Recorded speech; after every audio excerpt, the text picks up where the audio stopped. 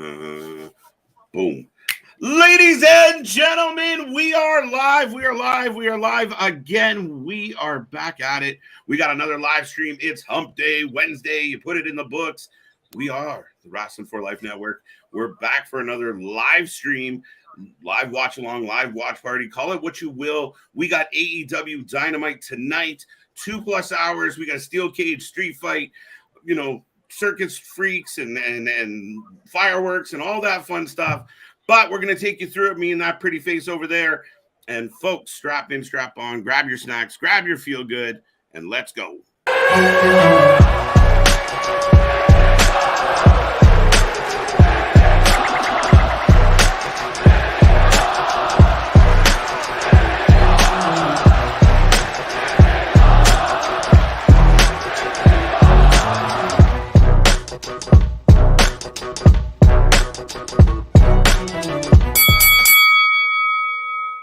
Ding, ding, ding, ladies and gentlemen. We are live. We are live. We are live and back at it again. We are the Wrasslin for Life Network. This is your alternative commentary for AEW Dynamite tonight. We're going to walk you through all the action, all the ongoings. We're going to talk a little rumors. We're going to talk a little news. Get in that chat. Say hello. Don't be shy. Don't be afraid. It's going to be a fun one, folks. I will remind everybody, I am Mr. Every Night KJ White, the Iron Man of YouTube, and that's big. Ladies and gentlemen, boys and girls, children of all ages, the Wrasslin for Life Network proudly brings to you its YouTube tag stream champions of the world, the Every Night Delight KJ White. I am Big Nick, and yes, we're got AEW like a mini pay-per-view. Some people are saying, kind of. It's a bit of a stacked night on paper as far as what you've booked. Of course, we get our obligatory Orange Cassidy match. Probably start the show against Daniel Garcia. We talked about the cage match, Kenny versus Moxley. We got which fun fact I've heard and I have not fully confirmed. This is Kenny Omega's first cage match in his career. Is that can't be legitimate? Really? I mean, he spent most of his career in Canada on the Indies and in Japan. So fair enough. I mean, Canadians like a good cage match. But we've got and no holds barred match as well between Anna Jay and Julia Hart. We've got FTR responding to Jeff Jarrett and Jay Lethal's challenge because why the hell not, I guess. Why the hell not? We've got a double Jeopardy match. Not brought to you by Alex Trebek, but Ray Phoenix versus Claudio. So the ROH double dipping. Yeah, so we're doing this thing where if Claudio wins, he gets a tag title shot. And if Ray wins, Claudio, he gets a shot at Claudio's title. So they're calling it Double Jeopardy. Interesting choice. But nonetheless, interesting match. We'll see where it goes. I don't know. It should be good, if nothing else. Oh, absolutely. Well, that's the thing is there's people saying that this is built to be like a mini pay-per-view. There's a lot of moments there's a lot of matches that can really have some big moments and really draw you in, especially when they've got a lot that they have to compete with tonight. Like I know you're going to be tuned in a bit to the Maple Leafs Panthers game. You've still got the Knicks and the Heat going out in the playoffs. You've got Lakers versus Golden State coming up as well. Of a lot of the big markets that would be tuning in, like New York, Florida, good chunk of Canada, good chunk of California, are going to have a couple other things that might draw their eye away tonight. So no, you're not wrong about that, but I mean, c'est la vie, such is the game that you play. Put on a good show. I mean, they're coming off a week where it was, abysmal ratings, abysmal numbers. They need to do something, dude. So we'll see what they bring to the table tonight. I find the Anna Jay Julia Hart street fight a bit much for my taste, though. Well, AEW always has a fantastic track record of, female street fights and everything not going horribly, dramatically wrong. But so we'll see. But yeah, time will tell on that one. We'll see how the show goes. I mean, the card is stacked, like you said. I'm looking forward to it. I hope they deliver. I mean, we've had a couple wonky shows here and there as of late. I know the diehards don't want to believe it, but yeah, I mean, we really need to correct this weekly show. I mean, we got a big pay-per-view coming up. We got 2 other big pay-per-views coming up. Shit. So, I was about to start doing the roll call through the chat and everything. Yes. But I guess I'll get there in a minute here if you can have that. We'll get to you, folks. Love you. But it's so interesting to me how all the numbers are being praised and lauded, and deservedly, justifiably, for AEW, what they're doing internationally. But all the numbers for what they're doing domestically are just getting ignored, not mentioned. We don't talk about those. Wembley's almost sold out without a single match announced. We've got what everybody wanted, allegedly, right? The Four Pillars main event for Double or Nothing. Is Double or Nothing sold out?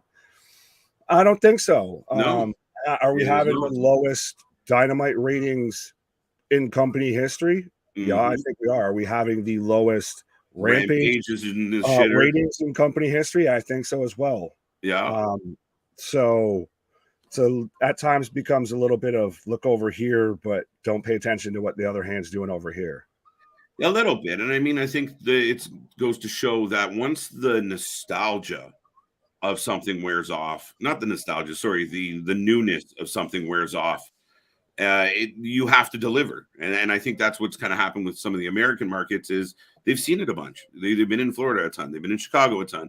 They've been to Arthur Ashe a couple times. So unless you're giving them a reason to get out of their fucking couch and get into the arena, they're not coming, or they're not tuning it in, or they're watching basketball or hockey instead.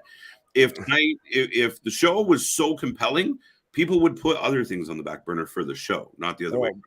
Well, that hasn't happened since the Attitude Era, so let's be honest with that. Let's be honest. But with that being said, you would have people doing even like what we're doing of kind of the split screens and everything like that, and pop in and pop out, etc. True story. But yeah, you see even crowds like when WWE went to Puerto Rico for Backlash, you like got the US audience of like us as fans, like, why can't you be like that? Yeah, right. No, exactly. Wrasslin for Life, Moxley, sweet. So we got a bunch kicking around in the chat already. Victor's in the house. Zodiac, what up? Scott, what up? Tyler, what up? Well, I like this. Be honest with you, I love YouTube channel. Keep you up you head, guys. Yeah, we're top guys, I guess.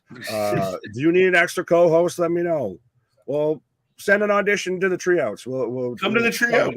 Yeah, come to the Treeouts. Open Treeouts. Right. But Scott, what up? Gilly, what up? Damien, what up? I see you unbroken, just running in havoc here. Normal guy, what up? Zodiac, Richard, Rocco, and of course, Damien, Sonic Boom, Victor. We got everybody with everybody. As we're still about 5 minutes away from Dynamite kicking off. But where was it? Oh, Boston saying, first time I've been excited for an AEW show in months. It's because it's like a mini pay-per-view. We've got AEW's done a really good job of not overusing cage matches, surprisingly enough. Surprisingly, yeah, you're right. But you're not wrong at all on that. There's also the little bit of a problem of there's not a ton of build to this, like this match specifically. There's heat, I guess, there's a story between the Elite and BCC, but Moxley versus Omega, you could have built to a Double or Nothing. They're going to say that they've been building this BCC. Like, this isn't the end of it. This is a step in this story. So that's the interesting part. Moxley, but you could have this be a longer... But I think it's leading to Blood and Guts or Anarchy in the Arena 6 or whatever. It's going to, like, I feel like they're going to keep building on this. Tonight's match might not even have a winner, right? Like, they could legitimately... How do you not have a winner in a cage match? I don't know. They're fucked. Dude, trust me. I've been thinking about this all day. Where I'm like, I really want to see this match, but I picture it turning into like a brawl and then nobody ever kind of wins. Like, Cutlass gets the win here. Who does? Cutlass. Brandon Cutler. Brandon Cutler. Yeah, let's go with the other way. Yeah, we need to have a stopwatch. We'll take betting odds already of how long it takes till Moxley gigs himself here. Moxley might gig himself coming down for the entrance. Well, that's what Boston's saying. He'll be bleeding before he gets into the ring. There you go. I'm on the same page there, gamer. TK was shooting some pool this weekend and asked, should the House of Black defend the Trios title this week? And the 8 Ball said yes. Yeah. Interesting. I mean, and Bandito and Best Friends. That's interesting. I mean, if it's a match to get a win, get the House of Black on TV, I'm all for it. I'm okay with that. They don't have to have every match has to be, some dream trios match. I mean, they need some W's. Just put them on fucking TV and let them win. Let them be creepy. Let them be badass. Yeah, build a goddamn story for once in your life. There, Unbroken. I said your name. There, you got your attention. Bobby, what's up, y'all? Big B is here. Happy Wednesday. Well, happy Wednesday. And so now we got big on big action. Pause here. Bobby Big Wheel. I was in a Bobby's world where and he's rolling around on the big wheel. Oh my God. That's how you know you're of a certain Don't you know? here, Don't you know? And if you don't know, now you know. Yeah. If you don't you know, now you know. No, didn't work. Anyway, folks, we are going to be kicking off the show momentarily. We got a few minutes to go before AEW kicks off Dynamite this week. Make sure you're in the chat. Make sure you're saying hello. Give us a like. Give us a subscribe. Check out all the links below, including the t-shirt store. Everything has been blown down to the minimal price for all the fans, folks. And yeah, for those who have t-shirts in the mail, they're in the mail. See you soon. And you need to send a picture so we can share that shit. Yes, if you get when you receive your t-shirts, absolutely. Let us know. Why? And if you have an attractive better half, we'll take it. I mean, all right, man, calm down here. Listen, I'm just assuming moving along as fast as we can because we don't have I'm a just legal assuming team here. Some of the folks that are tuning in are kind real of big on broken. Like pause. I paused to do a pause there. Model anything. We should Rock Lobster. Why? Why? Do you think? See, I just tried to move as fast away as we could from that. Do you think there's any chance Edge is renegotiating his contract to win a title when we get a swerve of Edge winning the World Heavyweight Championship? Pipe dream, but it would be awesome. The contract part, I don't think so. The winning the championship is a possibility. Yeah, I think we could get the championship without the extension, right? Like, I mean, even if he stayed till Survivor Series instead of maybe we were talking August in Toronto, or near the end of the summer in Toronto. So I don't know, but I think he could win the belt. I mean, as a swerve, it'd be interesting booking. I'd like to see where they go with it. Well, a lot of people want him to just have that one last run if they know he's on the back nine. So they would like to see him have a long run. But keep in mind, everybody wants this to be the week in and week out, the workhorse championship. Yep. They hate people that pop in and pop out. Mm-hmm. So you want Edge on the back nine with a pre-existing neck condition to be out there working week in, week out. And I'm not knocking Edge. If he could do it, I'm sure he would. And if he can, props on you. Yeah, now, and just to add to that, I mean, they did show, and I believe it's more than just rumored, and people can correct me if I'm wrong, but for Friday, I mean, the brackets didn't really set up the way I thought they were going to. Or the well, I think they're really, a little bit, but I think they're also really trying to sell on one of the triple threats being bigger than the other. But yes, Zodiac, it's time.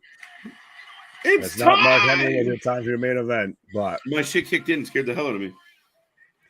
So we're already kicking off with Claudio and Phoenix. All right, so I was already wrong about one thing so far tonight.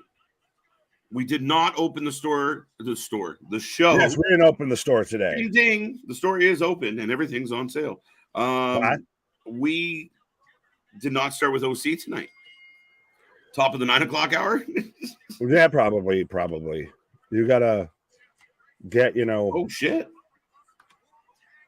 They're wasting no time. Claudio pushing down Phoenix. Crowd's live tonight. I like it. We're in Detroit. Welcome to Detroit City. I got Phoenix for the win. Yes, so give us your predictions. Yeah, let us know. Who are you taking, sir? You taking Claudio or are you taking Phoenix? You know what I think? I hate eliminator matches. I'll go Phoenix. Okay, I'll take Claudio. I was originally leaning Claudio, but you know what? This allows for a Phoenix versus Claudio Ring of Honor title match, right? So touche for I'll that. Take it. But it's one of those of what's the Lucha Bros. Who have they really been able to defend the titles against?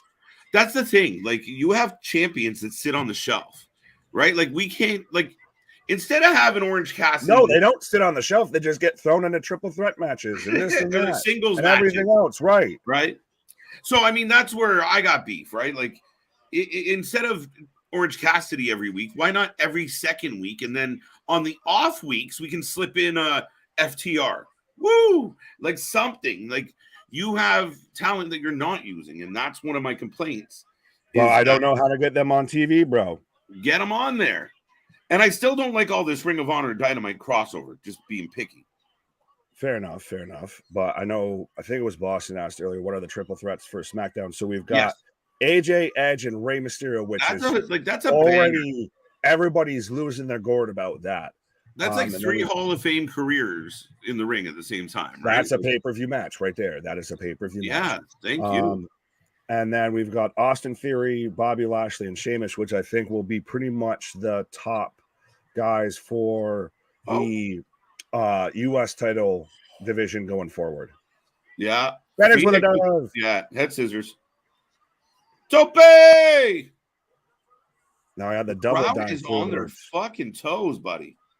But Victor, what up? Boss, what up? C-Money, what up? I'm trying to catch up now. We talked through everybody. Dale, what up? Tyler, what up?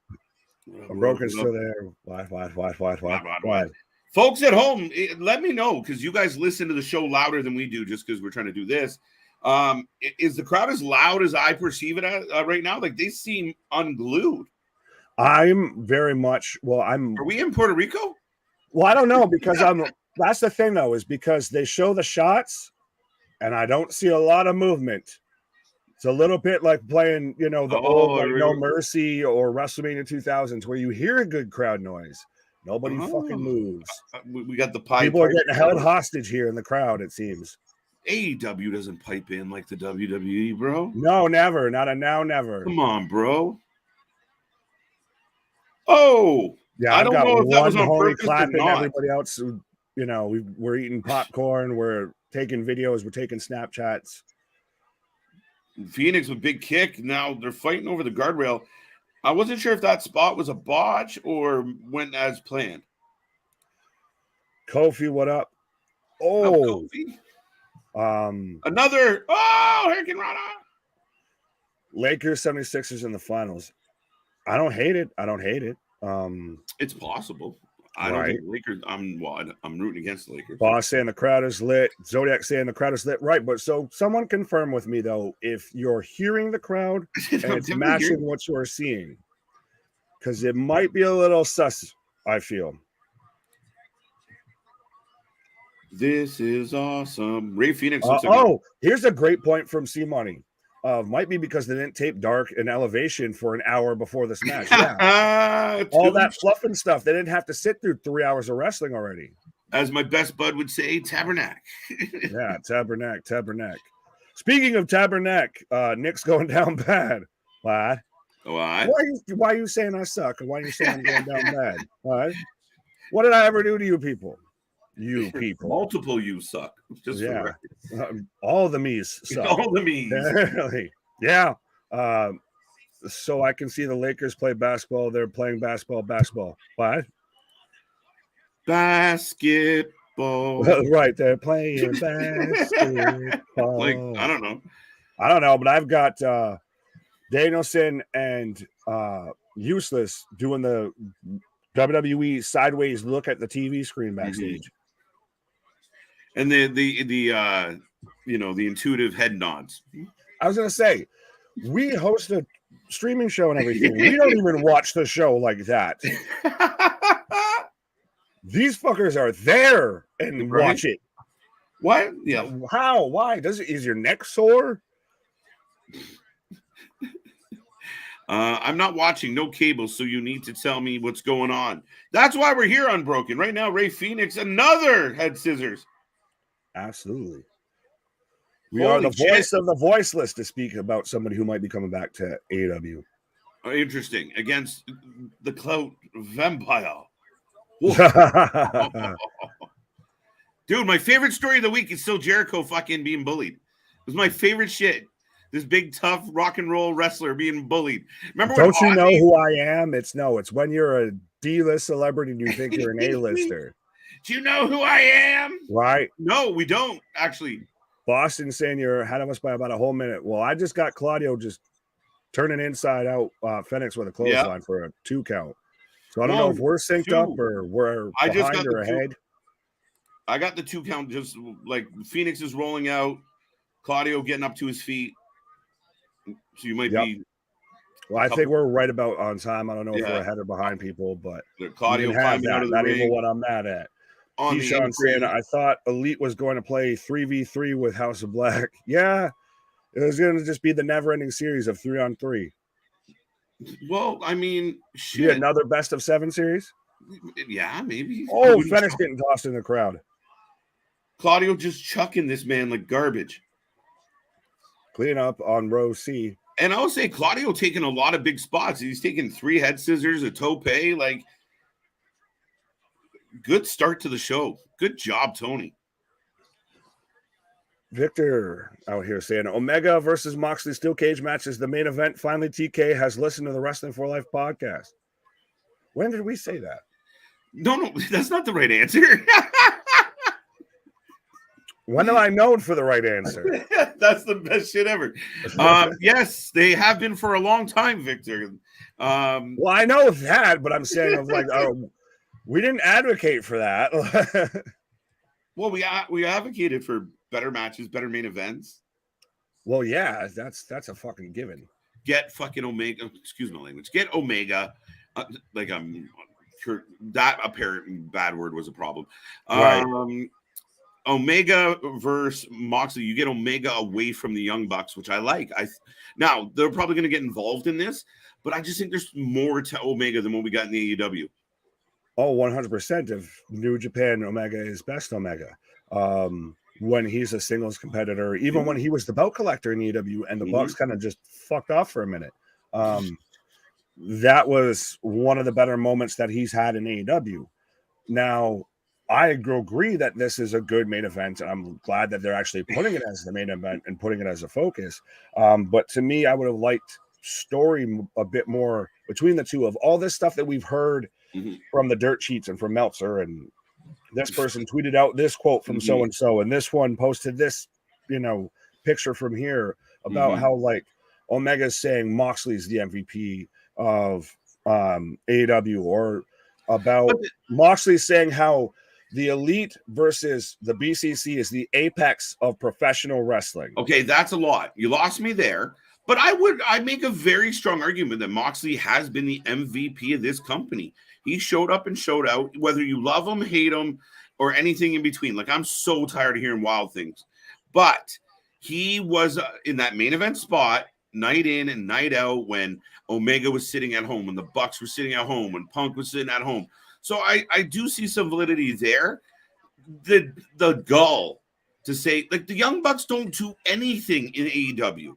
We rarely see them. They show up once in a while for a couple of shows. Then they're gone again for a few weeks. They got to film being Elite. They don't impact this show at all, other than actually in negatives, according to the ratings. Don't let them hear you say that, because they're crucial. They're the support beams to the pillars. Oh here. Yeah. They're the foundation the pillars stand on. Yes. Sorry. Very good. Woo! But yes, Moxley's definitely going to bleed. I like Boston. TK watches Wrestling for Life confirmed. Well, we've had it confirmed that we're the channel that wrestlers tune into, we're the channel that people at the shows tune into. So 100% big things popping, little things stopping around here. You're doing your friends a disservice by not telling them to tune in here. Right. Let's go. You're being a bad wrestling friend. Yeah, so 1-0 Toronto Maple Leafs. There you go. There you go. Fair enough. Follow the Tabernacle. Yeah, it's win or go home pretty much straight out for you guys, right? Oh, yeah. We're down by, we need a historic comeback to make this work. So you know how we're feeling right now. Yeah, a little bit. One game at a time, mofo. Pull out the cliches. Right. I've got Claudia right now just talking to Phoenix right in the face there. Oh, where was this? Oh, yeah. Broken says, TK is secretly C-Money. I got proof. I got the answers, Sway. I got the facts. I got the facts. No, I mean that'd be a hell of a scoop and hoop. Well, damn, that would explain something. I was going to say, does that mean you can have that? Not even what I'm mad at. Are they not listening enough, or are we responsible for some of this bad booking? Right. How much bad have we done then? No. Oh shit! Phoenix with a kick. Claudio. Cutter. Finish with a cutter. Too many people do cutters. Everybody does the cutter. It's the ... dive. Moxley does the cutter. It's so confusing. Well, he does a DDT that looks like a suplex. So, Larry, what up? There's so many damn comments. Chef, what up? I'm here. What? I know you were here earlier as well, but I will take this time to remind everybody. Wait, no, are you at Dynamite, like in Detroit? Chef? Oh, I'm here at the arena. Well, Chef. What? Send me our socials are going around all down beneath there and everything like that. If you show us a shot or whatever, you at the arena, we'll can pull it up or we'll share the shit at least. And everything. There you go. Well, we had Sign Guy over at Sign Guy Wrasslin at WrestleMania this year, and CJ was there. We've had LJ at the Dynamite when they were out in Toronto. So no Pegger taking over. Can't wait to watch. You know what, Damian? I love your optimism and your enthusiasm, but I think sometimes we just got to enjoy the match that's happening right now. Embrace the now. Ray Phoenix and Claudio are actually burning the house down to open the show. Roll up. Whoa! Sunset Bomb! Wow. Dynamite starting off, says Justin. What up? Jordan, happy AEW Wednesday, my hometown, Detroit. Yeah, welcome to Detroit City. Jordan. Dynamite will be here in Boston in July. Boston. I mean, see, fellow New Englanders, shut up. But there you go. Well, as soon as it came out about Battleground being in Mass, I got 10,000 people like messaging me like, "Are you gonna go? Are you gonna go?" Like, right? Hey, did you hear about this? Like, yeah, I got it. Two. Shit. And for those who are new here, if you do go to a show and you happen to take can take evidence, a picture of you with a Wrestling for Life sign, we will send you a t-shirt. Shit, buy some merch, wear it and then go to the show and take a picture of you at the show with your merch on and everything like that, and we'll plaster all over. So and then I'll send you a bonus shirt. There you go. This man's just, you got a bonus on a bonus. You're Tony Khan. See, well, Unbroken's out here saying AW's all your fault, guys. And now you're out here putting hats on hats and shirts on shirts and gimmicks on gimmicks. Right, so it's definitely us. Shit. Right. Oh. We were Tony Khan all along. A long two. I'm not even sure what that move was. Big elbows. Yeah, I've got Claudio right now just raining down elbows. Unbroken. Claudio's just smashing Ray Phoenix. Sorry. Helping pause. 1, 2, no 3. Way. Wow, that's a shit finish. A sit down powerbomb. Claudio is like going through the checklist of like old school finishes. Helicopter. I don't hate it, but it didn't build to a finish. Like no.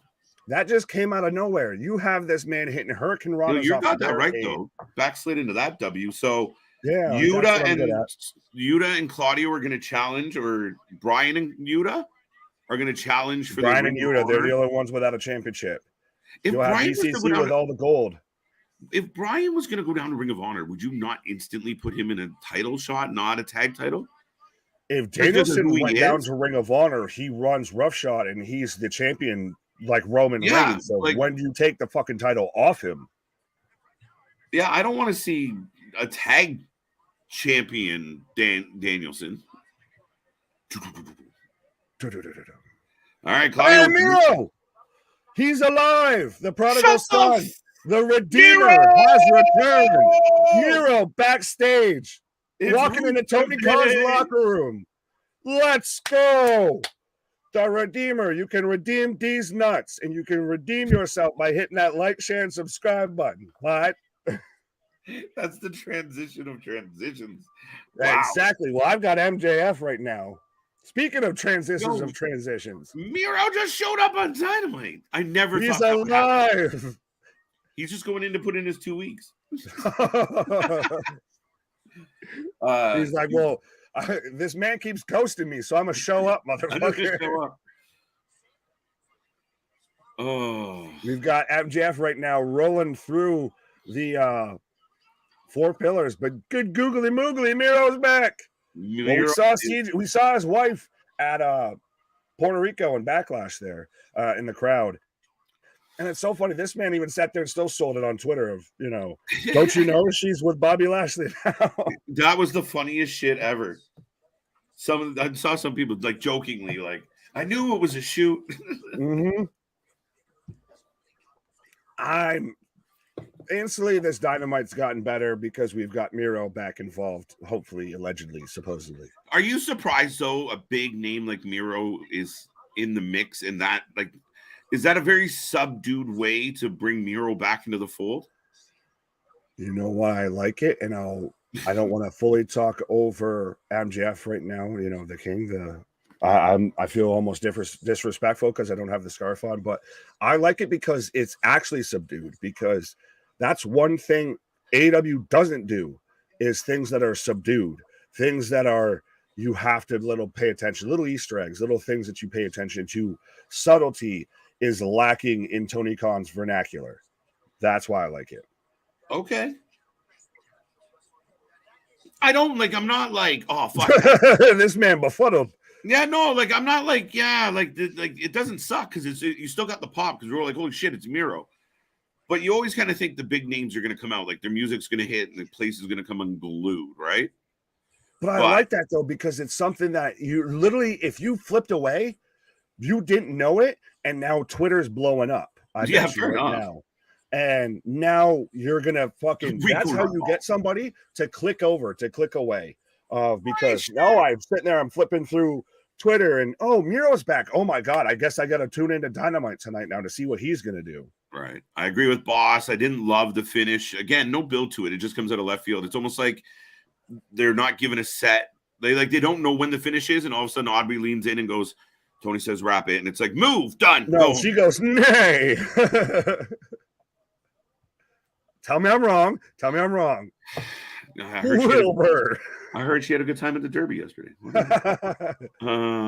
Finished top 3 at least. Goddamn. Oh, wow. Good on you.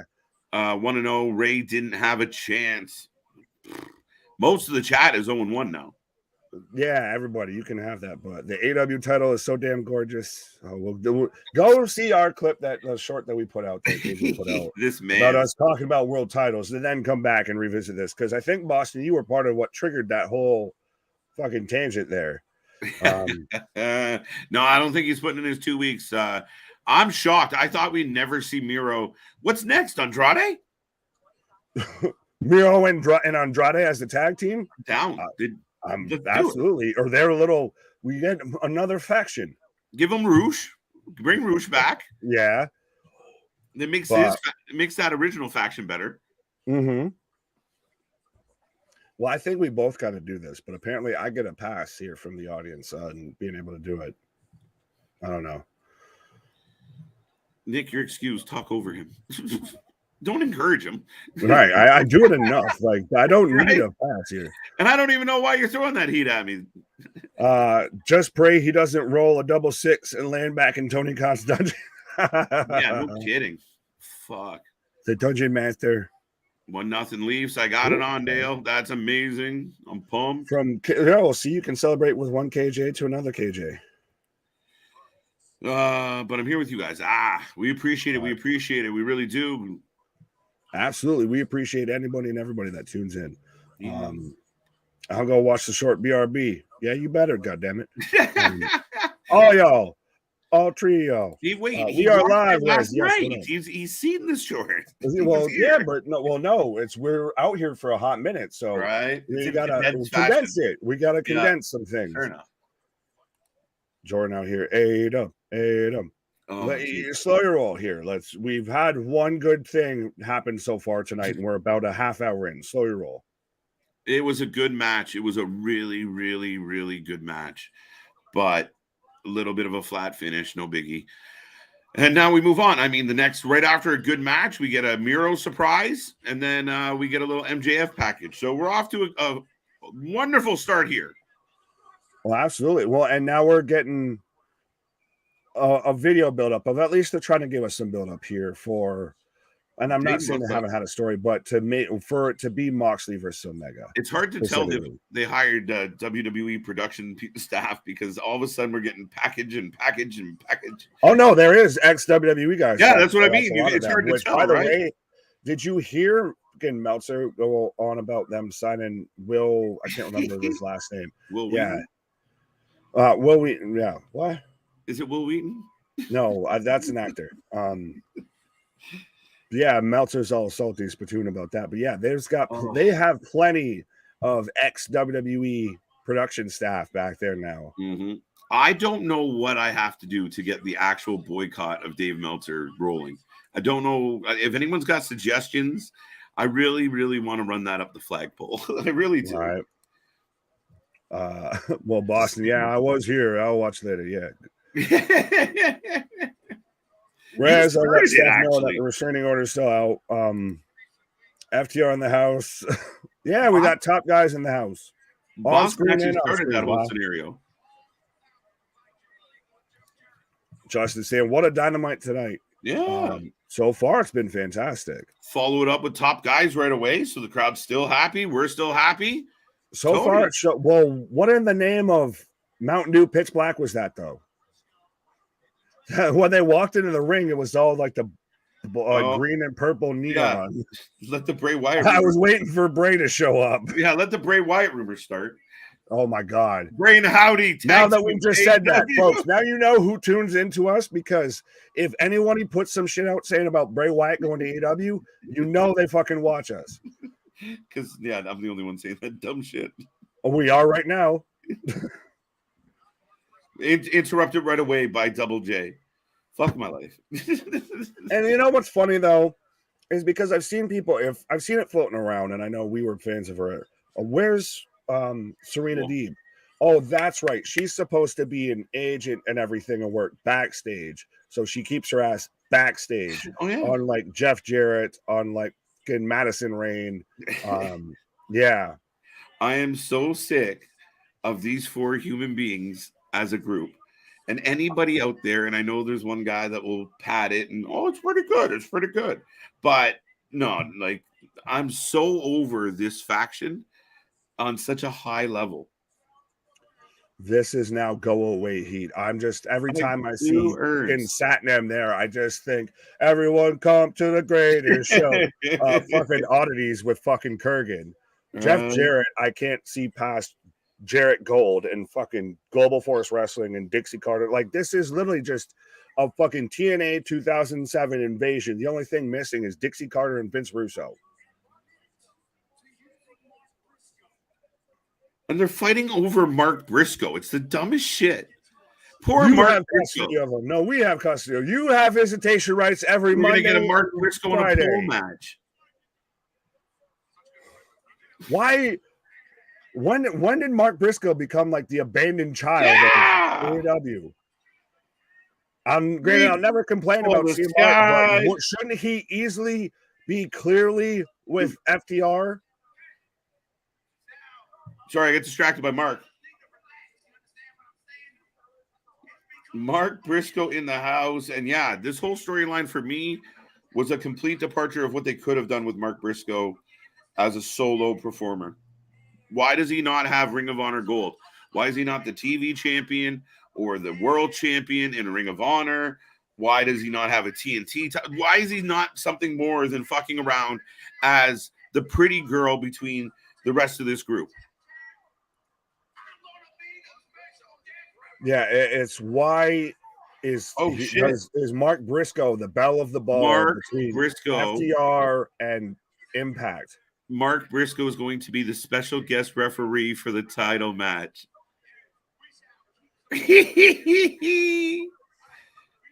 I'm trying not to get visibly angry on screen. AEW because we're trying to be about the power of positivity. And sometimes you really want to try and find the good in things. Oh, they're toasting to it. They all got...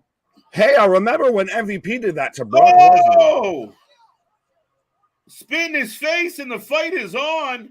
Satnam has done nothing but literally stand on the outside and just... All right, I shuffle here a little bit like I grabbed him. He's from that BFG movie, right? Wait. That's just pile drive Mark Briscoe, but he couldn't see because he was blinded of this is how we sell dissension, because anyone actually thought that this fucking mattered or gave a shit or thought that Mark Briscoe shouldn't be with FTR in this whole thing. The crowd chanting "You effed up" to the baby faces. Not the White Lightning. This seems pointless. Yeah. You fucked up, Chance. Yeah, right? At now, the baby who fucked faces. up? Was it FTR? Was it Mark bringing out the White Lightning? Was it Tony Khan for booking it? No, I think it's I think they were chanting at I know what they were chanting at. Yeah, like, what are you doing? Dax blindly hits a pile driver on Mark. Uh-oh. I think it's just shite booking.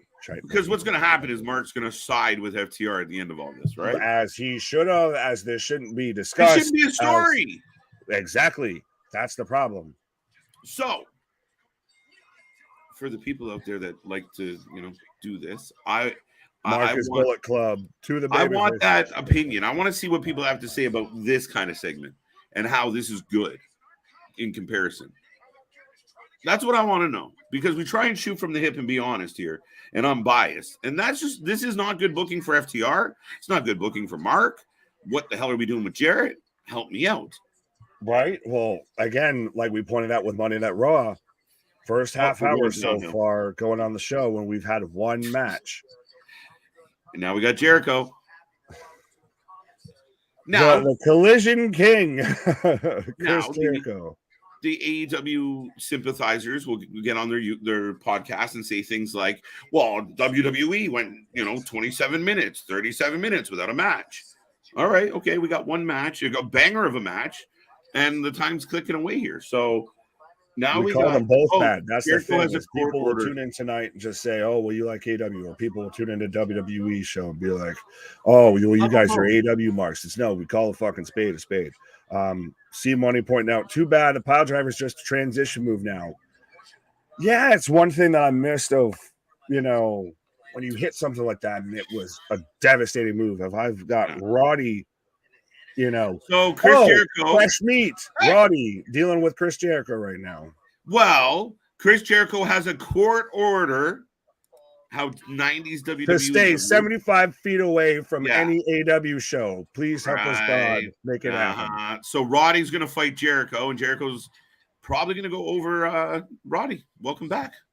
Well, welcome back. You get the honored privilege of jobbing to Chris Jericho. I think just Chris Jericho misunderstands the gatekeeper role in this whole fucking situation every time.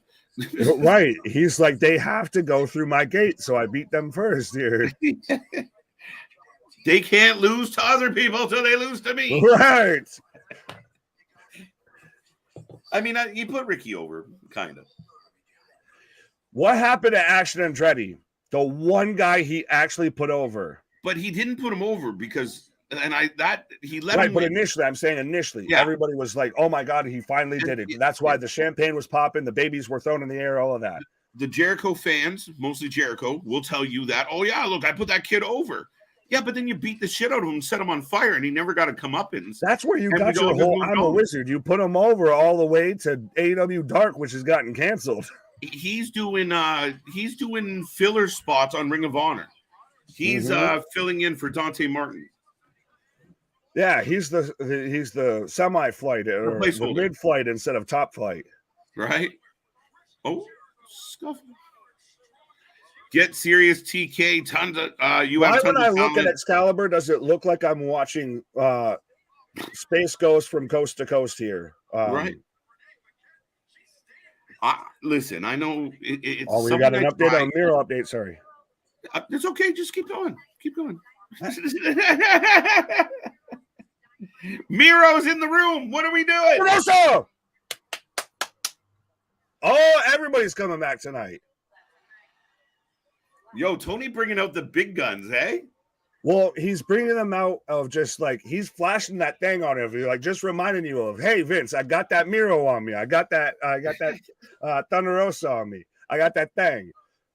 All right. They're like, oh, all right. Because they're just walking into his office. So is he having a meeting with every unhappy talent all at the same time? Because we've seen Miro go in.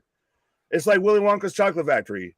Nobody goes in, nobody goes out. We've seen Miro and Thunder Rosa go in, but nobody's come out. Right. No, I mean, listen, it was a good start to the show. We came out hot. That match was good. Didn't love the FTR stuff. Jericho's Jericho, kind of giving us our campy, sports entertainment bit for the week. Yeah, we'll see what Roddy and Jericho can bring to the table. I'm a little nervous because it's Jericho and Roddy could be in there with better guys. The fucking Morbius of professional wrestling, or what was it? The one that the Nicolas Cage vampire movie there. That's Chris Jericho right now in AEW.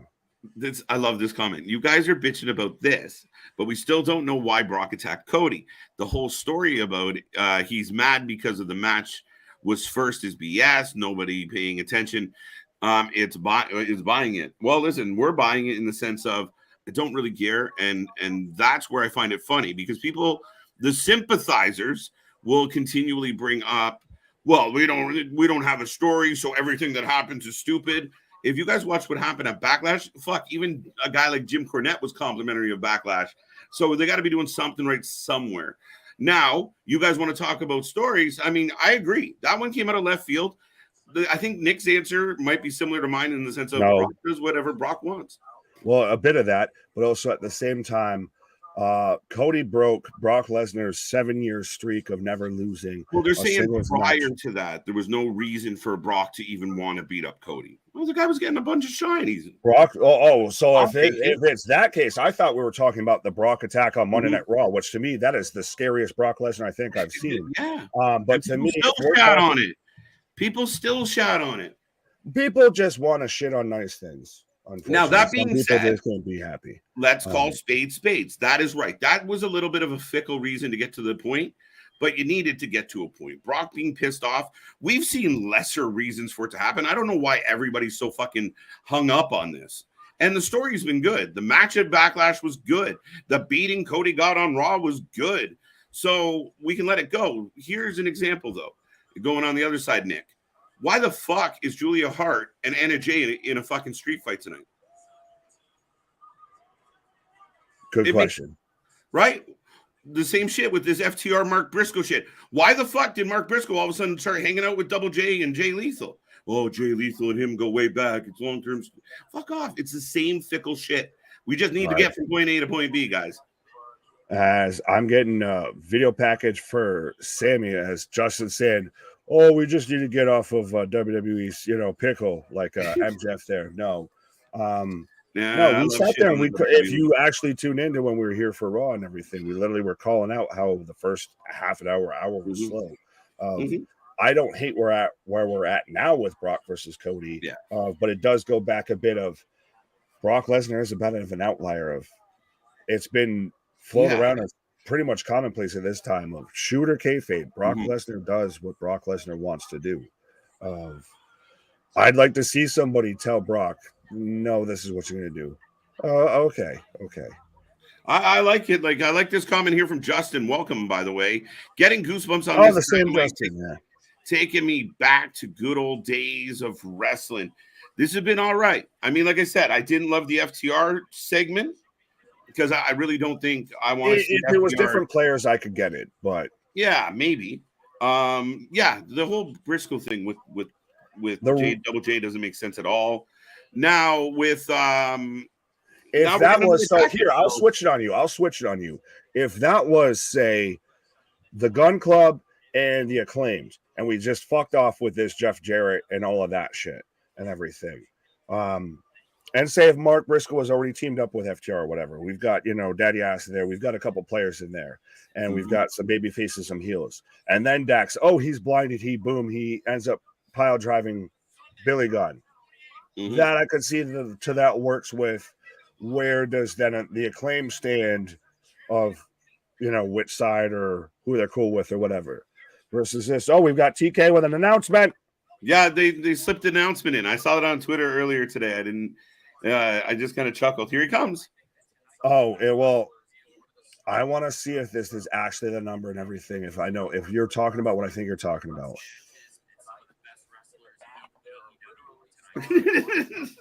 Yes, but we'd like to see them, Tony, on TV. You're saying there's stars lined up. Show them to us. We're going to produce even more content. This is the He's got a point. deal. Wednesday. Here comes Saturdays.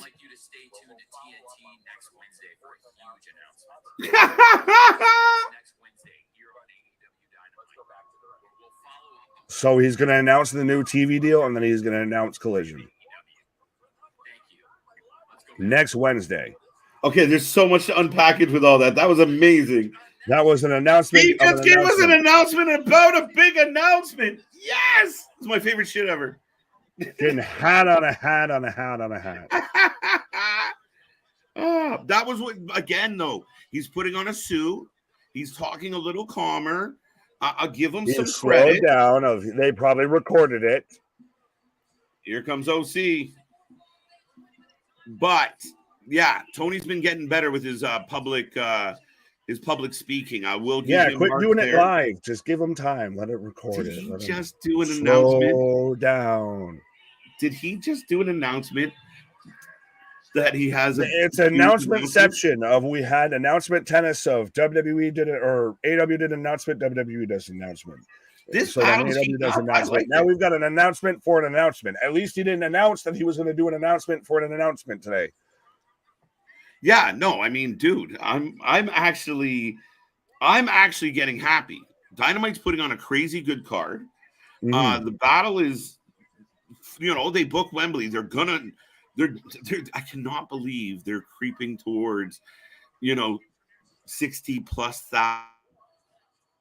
As KJ unintentionally takes a pause for the cause there, but yeah, I'm excited that the number that they're doing in Wembley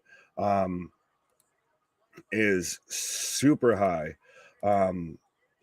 But as I've got Daniel Garcia coming out right now, and I think it's really great. It's fantastic. It gives me a lot of faith in that we've got potentially, hopefully, an actual war on our hands. And I know, just enjoy wrestling. You're right, but it's nice to see them both try and outdo each other. You don't want fucking even Coke or Pepsi to sit there and see eye to eye all the time. You want them to sit there and try and fight over fucking ad revenue and marketing and fucking branding and all of that. So it's nice to see that they're doing that internationally. Domestically needs to be seen. It needs to carry over there with the homegrown AEW audience. It needs to expand a bit. But I've got OC versus Daniel Garcia about to kick off right now for the International, the Intercontinental, the All-Atlantic Championship, the All-Oceans Championship. So let me know who you're taking for this match. Do my ears deceive me if we're getting a giant OC chant right now?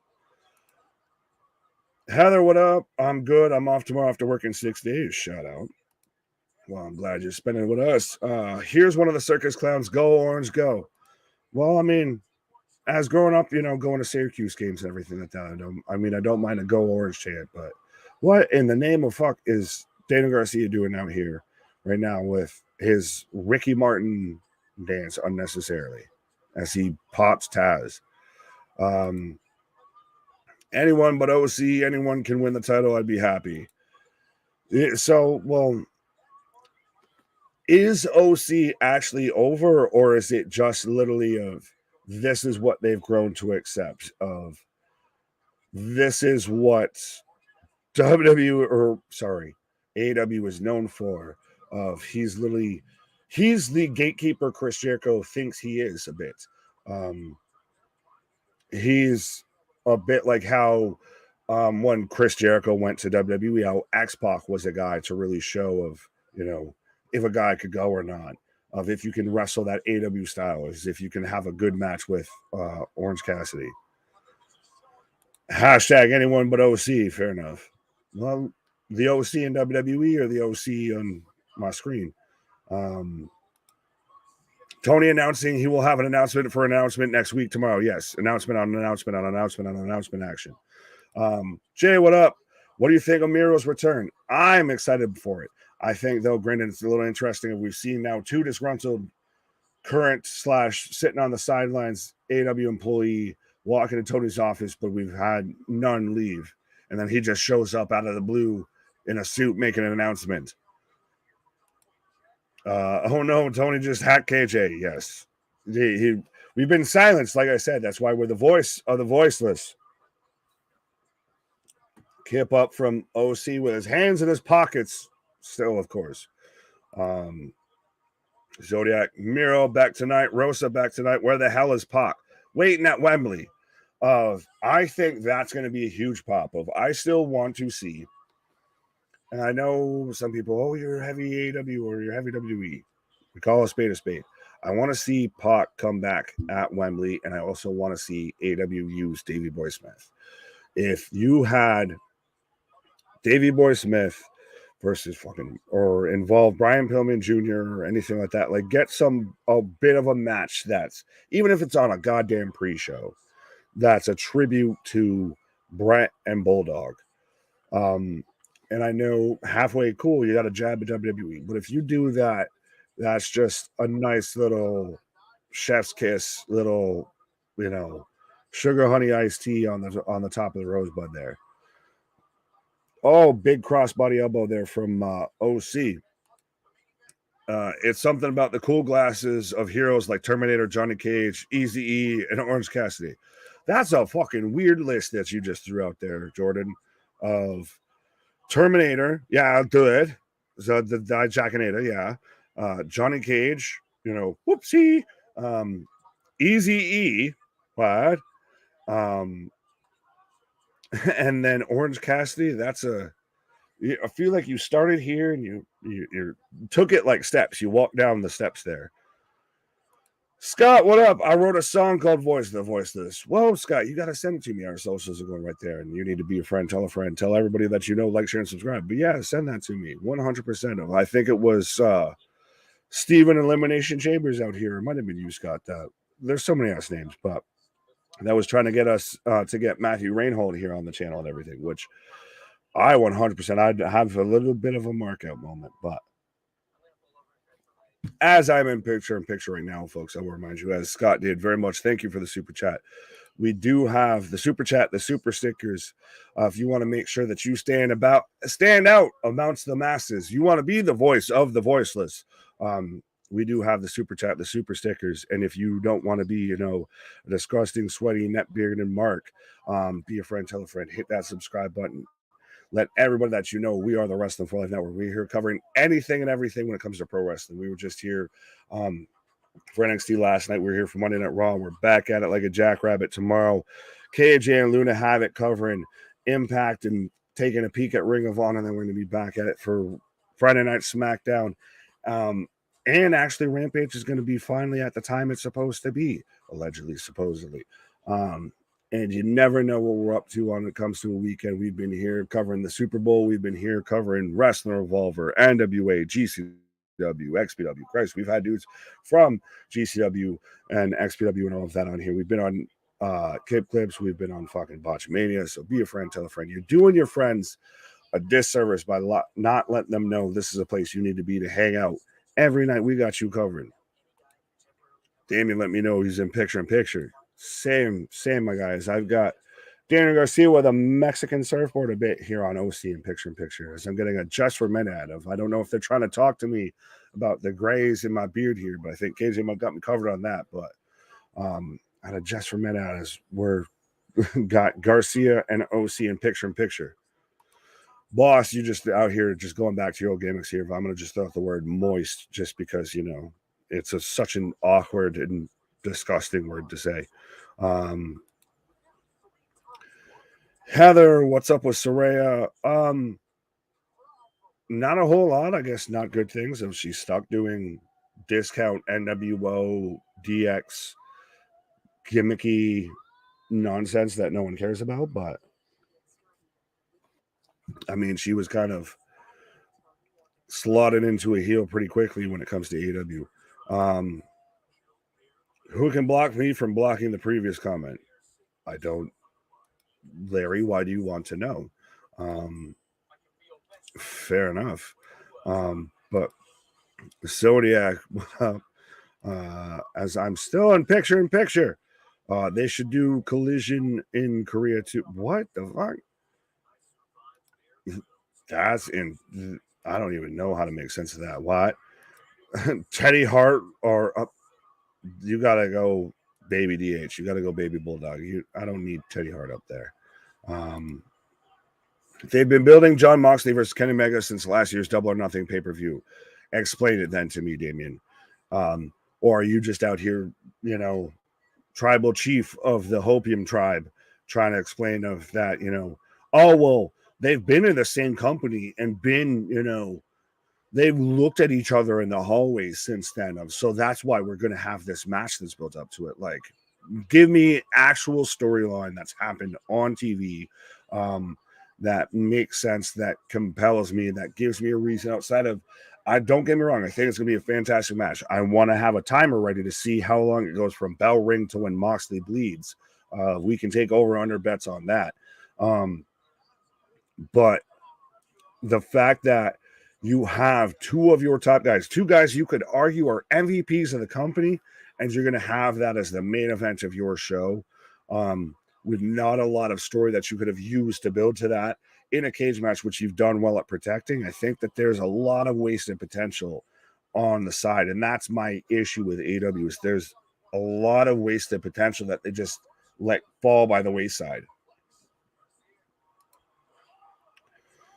How do you compare Johnny Cage related to Eazy-E? Well, he was cruising down the street in his 6'4".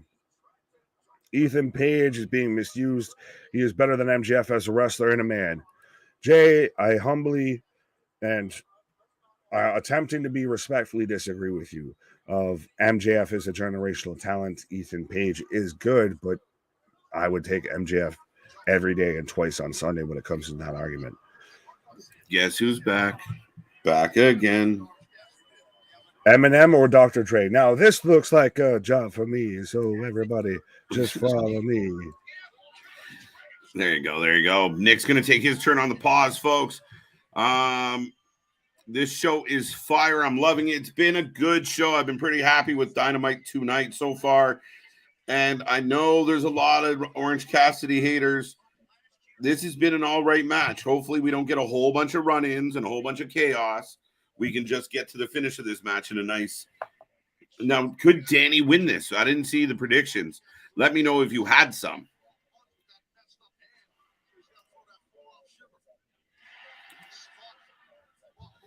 Botch. I didn't see it.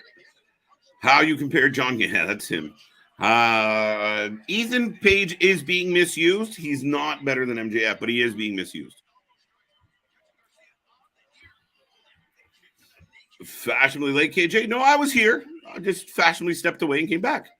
But thanks. Good to see you, Jay. Orange with the cutter counter. OC wins. All right. I'd rather have no build Moxley Omega main event than a built-in MJF, Sammy Allen, and Jungle Boy main event at a pay-per-view.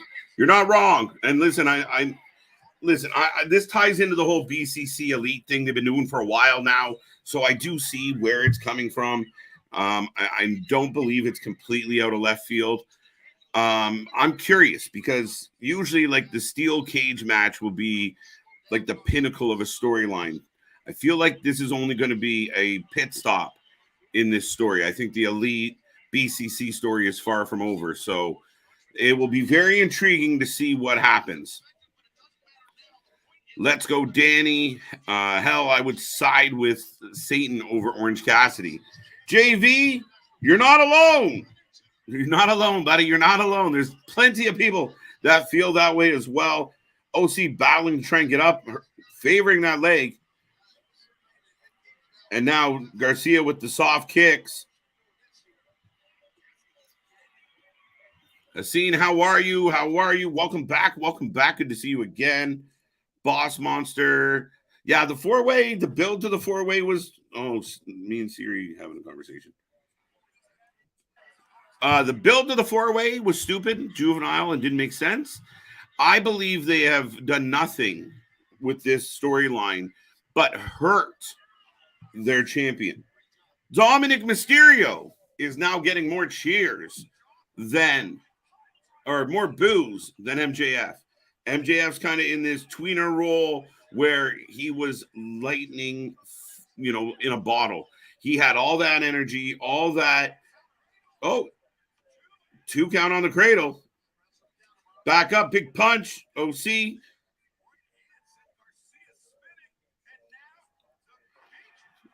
The beach break. Another two. OC needs to do laundry, you would think. So close, Bobby. It was. We had a 2 and a bit. I feel like Lex Luthor cheering for anyone who would take down Super Orange. Man, he's the captain of our fantasy team for a reason. Oh, but he's got a sharpshooter locked in, more of an ankle lock. Doesn't look great. But pulls OC away from the ropes. Garcia just yanking back on that foot.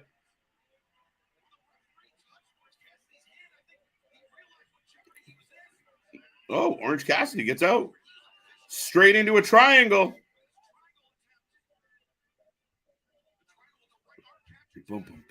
Yeah, we'll get into that a little bit later as well, boss. But yeah, the Fatal 4-Way hasn't been good. I'm worried.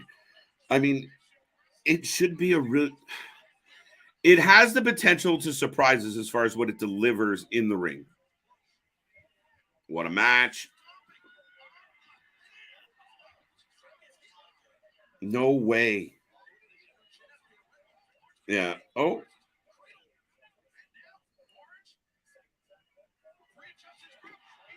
There it is. There you go. Okay. OC retains. A couple seconds ahead of me, folks. But yes, OC 2-0, 2-0, 2-0. Good match. Jordan loves OC. I wouldn't say I love him. That's for sure. But that was a good match. So you got to give the devil his due. It was a good match. And you know what? One of the times where a roll-up finish is forgivable. I'm okay with how that match ended. Both guys exhausted, both guys tired, and then, roll up, one sticks. I'm okay with that. There was a build to that finish, a better finish than the Claudio match. No, that was all right. So now we're getting a Sheeta package, a reminder. That match wasn't sucky. Wasn't too sucky. All right. I don't think it was. 2-0. It's a fool's bet to go against OC when TK doesn't. I will admit this, though, Larry. I was a little concerned with it being Daniel Garcia because, to me, Danny's kind of been in that same vein of, like, he came onto the scene like a bat out of hell, and we saw him every week just harassing top guys. So, yeah, I was a little for the first time in a long time, I thought maybe Danny could steal it. But I don't know. Nick, if you can hear me, can you drop the Discord in the chat? I know somebody had asked about it. Thank you, sir. That's the problem, KJ. They rely too much on the match performance and not one leading to the match. Yeah, I mean, yes and no. I mean, that's where Tony, I think, shows his inexperience as a booker. I will admit, Tony has found ways to put on really good shows. We sat on this channel for months shitting all over Vince McMahon and every booking decision he made and praised Dynamite. Dynamite was the best show of the week. And then it tapered off. And then Triple H got involved, and there's been a bit of a back and forth. The good news is it's a bit more of a battle as to what is the best show on a weekly basis. Is it going to be SmackDown, Dynamite? Is it going to be Raw? Once in a while, in a blue moon, we get a really, really good Impact that shocks everybody. But yeah, I mean, there's nice that there's some change in there. Some of the NXTs surprise us. But Christian's in the ring with Tony and Luchasaurus, or Canosaurus, as we like to call him. This is why we have OC. Yeah, there you go. Exactly. OC is not in my fantasy faction. Larry? Well, you should change that. It was all Daniel. No, Daniel's good. I mean, he's a talented young gentleman. And the guy that might get more heat than anybody in AEW, Christian. Speaking of Jungle Boy, is this guy not becoming a heel sooner than later? I know Christian's getting a shit ton of heat, but man, the stories you're reading about Jungle Boy, what a dick. Listen to the crowd. This is like Dom heat. Nobody in AEW, including MJF, is getting this type of heat. He's trying to yell over them. This crowd is live. Who is the great candidate to beat OC in Wembley? Because that's when he's losing the belt. I don't think he'll lose at Wembley. Why would you protect him all this time and then put him in a match in that venue? You want him to shine. If you love him the way Tony loves him, you're going to put him on Showcase. Maybe he'll take on someone like Bandito. I think he's already done that, though. I don't know. I don't know who he'll fight. Zack Sabre Jr. can pick up the W. 6-woman tag match next week. Oh. Well, let's circle my pause for the cause already.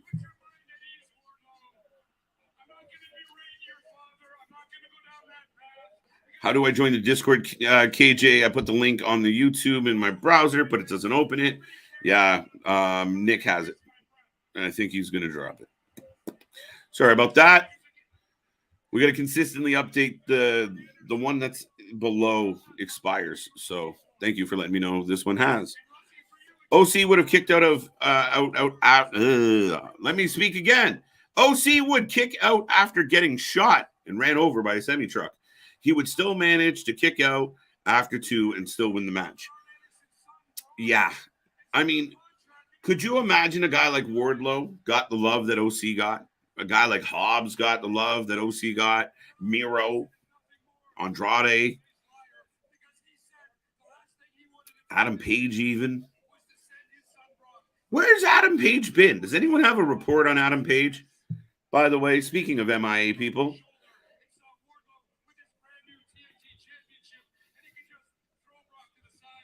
Yeah, that's going to be I don't know, though. What if a lot of the fan base is feeling the way we're feeling of like enough with the pockets already? This is feeling Wrestling show. I mean, right down to Jericho's dipping into those 90 gimmicks real hard. So he's keeping it, keeping it strong, keeping it true. But it's been a good show. And I like the energy. Again, a good crowd helps you enjoy the show, period. Big Nick, Moppy can beat OC, and I would pop. Yeah, but we know OC is going to get that W too. Wow.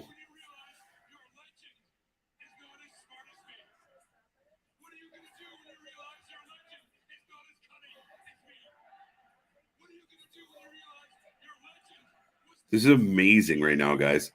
Join the Discord. There you go.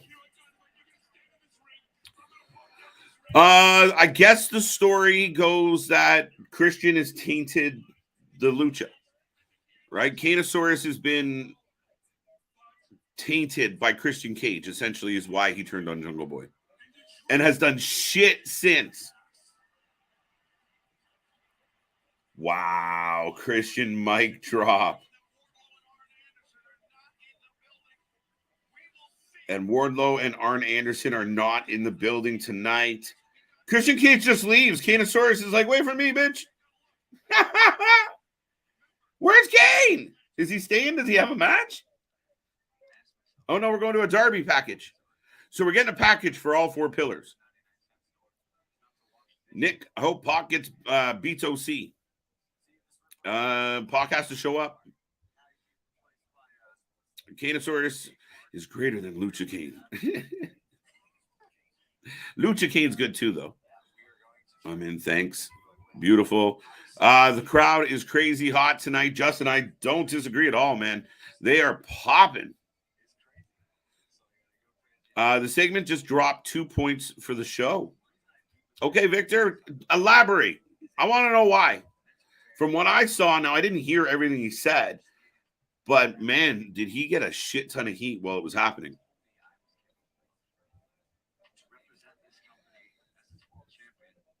Edge's better chance. Is that what that was? That's amazing. Thank you, Zodiac. I'm a huge fan of Christian Cage. He's a great heel. He's working it. And you tell me someone else in this company. We got Sting. Name another person in this company that walks out and gets that reaction at that level. That's what I want to know. Somebody give me one name. I can't think of one. Christian dissing my hometown. Sorry about that. Sorry. If TK wants to be fair, let Pac be OC for the belt at Wembley. I don't see it happening. I'd be shocked, Larry. But it is a good match to set up. I feel like they've done it, though. But we can have a rematch. The crowd. I'm sick of the storyline between DMD, Jamie Hayter versus the Outcast. Yeah, it's stale. It sucked. It's been terrible. The AEW's women division is lacking. And oddly enough, the CM Punk of the AEW women's division made an appearance tonight as Thunder Rosa apparently is in TK's office with Miro. Not together, but they both went in there separately.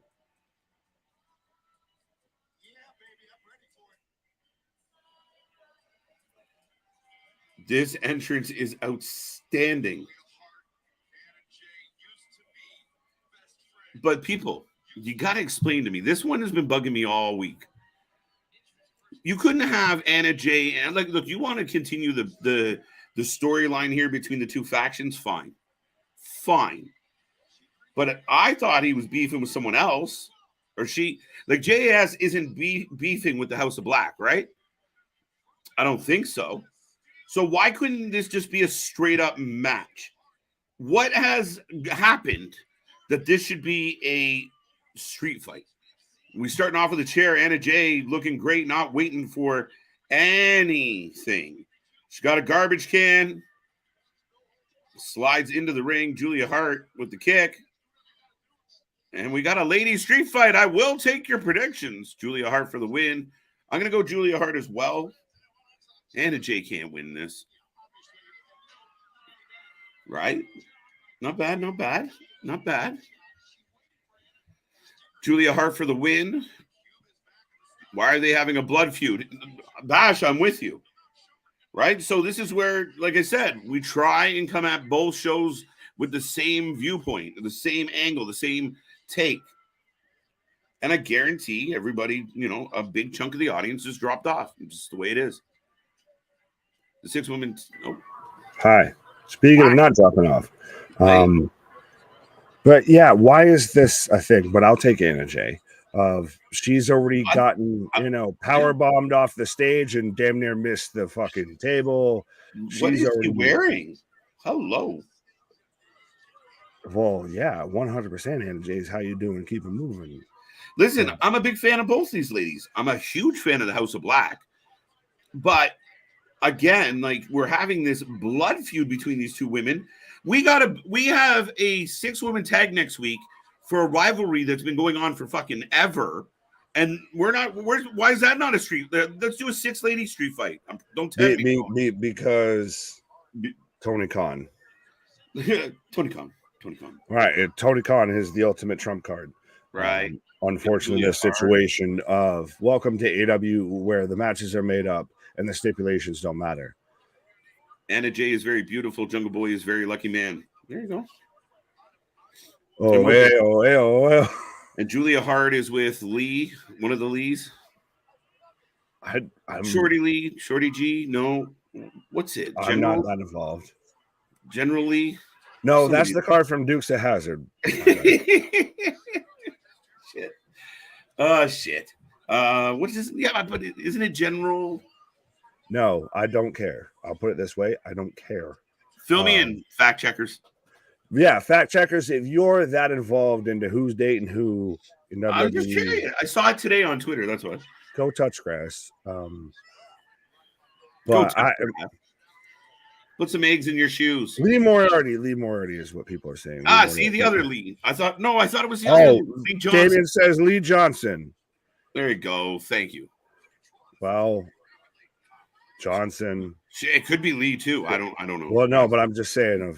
Think about it. Johnson can have that. You can have that. I'll let you make your own joke there. There you go, Riddle. Wait. Also, a real general from the Civil War. Yes. Oh, there you go. Well, I'll take this up. I got more. Y'all are chicken shit. I got more comments coming at me when I left than when I'm here. Y'all kept asking, "Oh, Nick, this. What about that?" I was like, "Well, I ain't there." So now what's up? Right. I was guessing. It was a good guess. That's what I guessed first, Victor. But I Lee Moriarty with the green hair. No, he's lost the space-time continuum with at the Hardy compound. I have picture-in-picture. I don't know about you, sir. Which, by the way, how are the Leafs doing? They're up 1-0 still. Time and period. Lead. Who's what? A very tentative lead right now. Right, time and period. Third. Third period? 15:49. Oh, wow. Okay. Anna with a shitty slap. Julia with one back. So let's go Kraken. Boston, you're just dude. I want the Kraken to come out of the West, man. They took a big loss last night, but man, they're one spunky team. Oh, Bash, you can tell you were here on Monday. If you try, or actually last night, you tried to get me. What about those steps?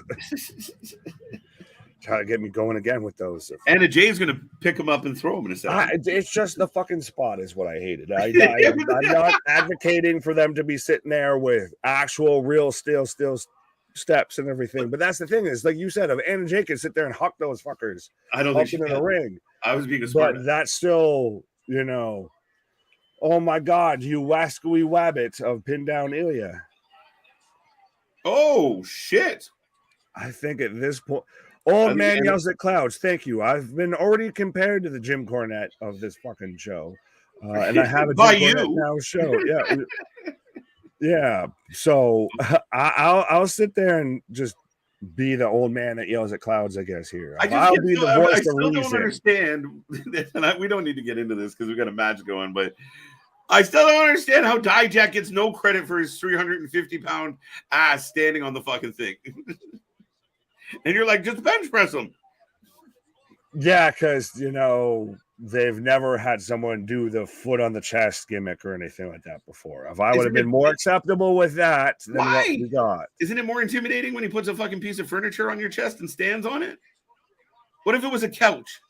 But I think also a part that plays into it is because of the fucking garage gate that came down on him before. Of now it's just Ilya's gimmick is I just get pinned under things. What if it's Dijak's gimmick that I just pin people under things? Yeah, do it. I don't know. Do it. Get down. Well, no, it's just one of those like make it make sense. Right? No, I agree. Oh, Anna Jay wearing the trash bin. Oscar the Grouch, she is not. Oh, spinning booty clap into the fucking trash bin there because it was supposed to be a spinning back kick, but she just hit all cheek on there. Definitely got cheek on cheek action.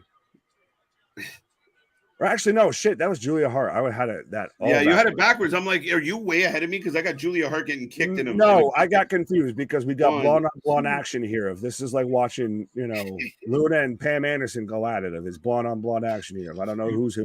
If she's listening, you just made her night. Did he say me? There we go. Yeah, see, you got to work the marks. Why? Submission. I kid. I owe that cameraman some money. No. Everyone owes some money to the cameraman from Impact when the beautiful people would come out and you had fucking like Velvet Sky and Angelina Love and you just had Perv Cam that just went straight where it shouldn't have gone. It shouldn't have gone that deep. Never go that deep. Faxes. I was just gonna say we've got a pool of chairs right now in the ring here. They pull out baking toys. Did that? Wait until they pull out baking trays, and then they put on an apron, and a rolling pin, and just we're getting full on into cancel culture. I need to start watching Impact. What channel are they on? Watch it. They're on Us channel. We watch it on YouTube so we can watch it without commercials, and we do the live recap, the live watch along, and I guess recap of all the action with our special guest, Luna Havoc. Part of the fans. Right. Velvet Sky. Random. Is she there? No. Well, no, that's because I was talking about the perf cam. Oh. Dale's saying Rampage is Saturday. I thought we confirmed it was Sunday. I don't know. We took the leader of the Hopium tribe words for it, and might have betrayed us as Julia Hart just sunset flip powerbombed Anna Jay into the pool of chairs and then taps out again. Good match builds to an out of fucking nowhere finish. I can't wait to hear the marks go on about what a wonderful match this is. Tapped her. Yeah. Yeah, Julia Hart should have won. There you go. Yeah, she didn't even get near the chairs. Well, to me, it's one of those of you have all of that. Like, it's one of those. The building through the match doesn't lead to the finish. Of the finish, just surprise out of nowhere. That's the problem with me. Oh, superplex. Sorry, that match was lame. A little bit. It was all right. Open house match rules: 20 count. Any 3 competitors can form a trio. No rope breaks. Disqualifications are enforced. Dealers. Wait. What was part of that stipulation? Any 3 competitors can form a trio. No rope breaks. Disqualifications are enforced. What does that mean? Are they going to fight multiple trios? No, where you don't have to be, I guess, you don't have to have your union card. You don't have to have your trios, like how you have to have your wrestler's license or your manager's license. You don't have to have a trios license to compete in this.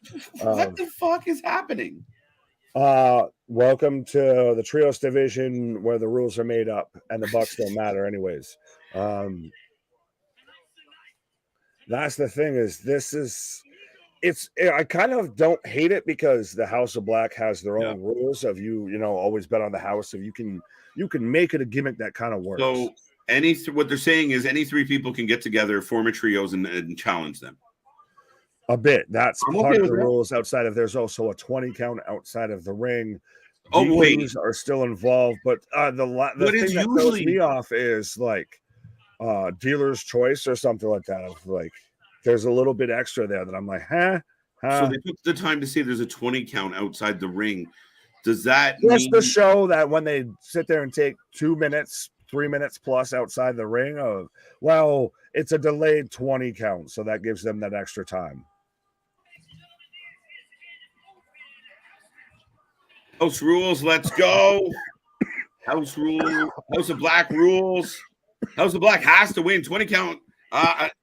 They don't count anything. So now, it's instead of 3 to 6 minutes outside the ring, they get 6 to 10. I don't know what to tell you. Yeah, sorry. Oh no, I finally got to the mute button and then hit the wrong button following that. After everybody got to sit there and listen to me cough. But yeah, wasn't AEW always a 20 count? They did the New Japan style count out. Again, no one knows what the rules are in AEW because they are the innovators of the legal man syndrome. They have constantly, we don't know if it's a no DQ match or just the rest are the 3 blind mice of their, again, WCW in like the later 2000s, or the early 2000s, later 90s and everything to where nobody knows what the rules are, but they get enforced when they want them to. Right. Folks, I will take a second to remind everybody we are in commercial. We are watching AEW Dynamite tonight. We are just coming up on 90 minutes. Subscribed or shared our stuff. Make sure you do. We appreciate it. Stuff. We greatly appreciate it. We thank you for being here. We remind everybody we are the alternative commentary to all the wrestling. We're back tomorrow for Impact. We're back Friday for SmackDown and maybe not Rampage. We'll find out. We'll let you know. But we are here constantly. We got more original content, more interviews, more and more and more coverage coming your way. Nobody covers as much live wrestling as we do. So please let everybody know. Yes! Big things popping, little things stopping up. The second season never sleeps. Yes! And we're still just barely over a year old as this man's, popping and big peculating and percolating and everything. Big goal. There's hope. There's hope. You're up 2-0 in the third period. There should be it shouldn't be hope. It should be just one of those that we got this. Now let's go on to the next one. I wish. I know I say that in jest of it's the Maple Leafs. It's a little bit like with my my builders are like just wait. There's more. Right? No, I mean I was gonna say, well, it's playoff time. You never know, but then you had to go for the heart and. Well, the Leafs suck. I see money, yes. As seen on Botchamania, yes. And then we were apparently deemed too adult, or at least part of our stuff was too adult. So you can see it on both our Twitters. You can see it on Matthew's Twitter, all of that, because we were there, and then we got. I don't know how many other people have got him restricted ratings. So. And it's not. I'll take it as a badge of honor. It's for once. It's not even what we said. No, not at all. I think it's Cole threw out a couple. No, I think the issue was the gentleman sentence enhancers. I think the problem was the gentleman who decided to jump off the side of the building. Well, yeah, that too. I mean, that is, dude. The fact that guy didn't break anything, right? He didn't break a bone that we know of. Like that man's just, fucking Mr. Glass, Samuel Jackson. Ooh, oh, lights out. Lights out. House of Black in the house, I'm assuming. Makes sense. Now, question for the audience here. Do you like Malachi Black's entrance better in AEW or when he would come out of the tomb like fucking Nosferatu? His NXT entrance. NXT and everything. I know Excalibur who's been a little absent from the chat, mostly due to hockey playoffs. He very much he would listen to Malachi's fucking theme song going up the road. That entrance was wicked. Oh, absolutely. I was going to say, granted, I do also behind my lovely, imitation YouTube studio, I do have the House of Black flag flying. Okay. I like it with the whole. A little bit of the Norse, the Wendigo, all of that shit. Like it is nice and spoopy, but if you could have combined the two, like that's the biggest thing to me. It's one of the biggest misses of people think Bray Wyatt could have been and should be the next Undertaker. To me, that's the guy who should have done it. That's a guy that can go in the ring and doesn't need, jump scares and cinematography and all of that to get his point across of being I'm a spooky character who can fucking kick ass. No, I was super disappointed with how it worked out for Malachi Black, and especially because, man, we watched those Murphy Malachi matches, and anybody like Vince has been watching wrestling for 40 fucking years. All these people that work in wrestling didn't watch those matches and go, these two guys can bang. We should do something with this. Imagine this was the Judgment Day and all that was in WWE, and you just added Rhea Ripley. And I'm telling you right now, if you did that, that rivals the Bloodline. That's your 1A to your 1B between SmackDown and Raw. What is happening? Lights out matches. The house rules. Oh, so we're doing it dark style. Yeah, because you got to remind people of what AEW Dark looked like, to where there was no one in attendance. All that was on was the spotlights. AEW entrance is better. This does look really fucking cool, though. I will say that. NXT entrance was by far superior. That song and the ambiance was incredible. The ambiance. With the fucking candlesticks and everything, the candelabras and all of that. But I've got Malachi and Roosh in the ring right now. And this is a fantastic match. This, though, with this lighting, This looks like what you go and see when you go and watch a house show. What? Why? Moist. Am I wrong? Why? I feel like this looks like to where, you know, we're placating to 20 people in the audience, so we don't want to show it. Why?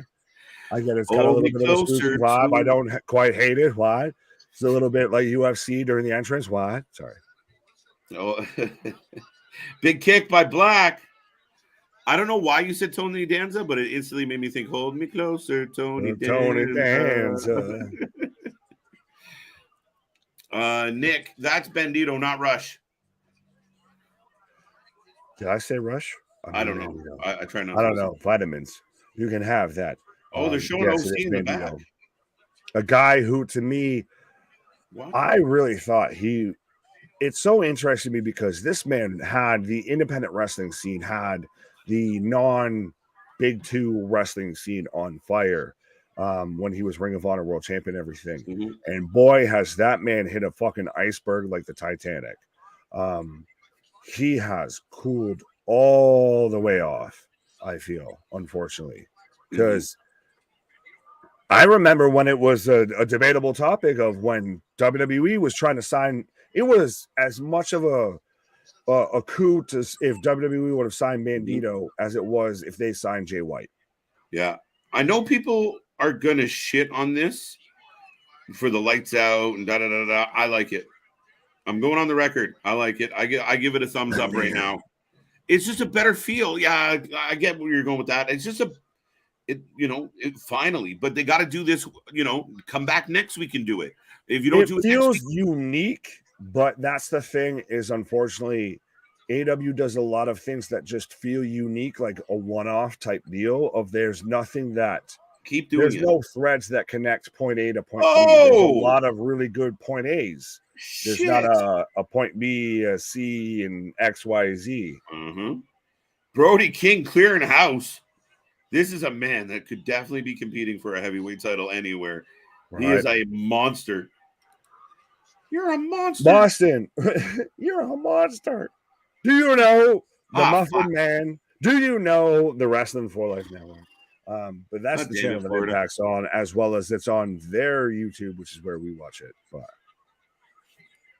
I like this. This is a true lights out match, literally and figuratively. Almost. Some lights are still on. But I just like that you're giving the House of Black something that matters. You're making them stand out. And it's definitely better than the fucking Mountain Dew match. I was going to say, Boston agrees with you. Boston. All right.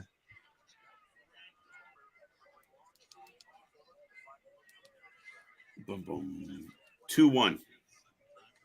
Who what? 2-1. Florida scored. Oh. 7 minutes. Okay. As Christ, I guess I got to provide updates here now.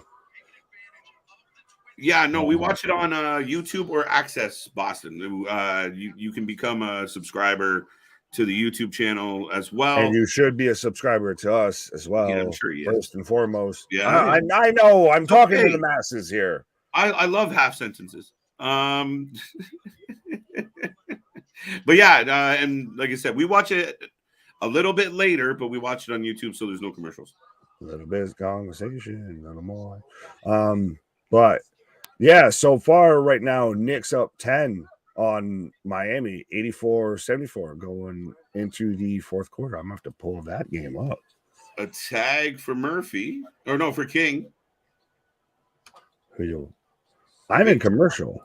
How did you... Oh, no. Oh, I'm in picture. Sorry. I'm like, where did you fucking pull that out? Trent being squished.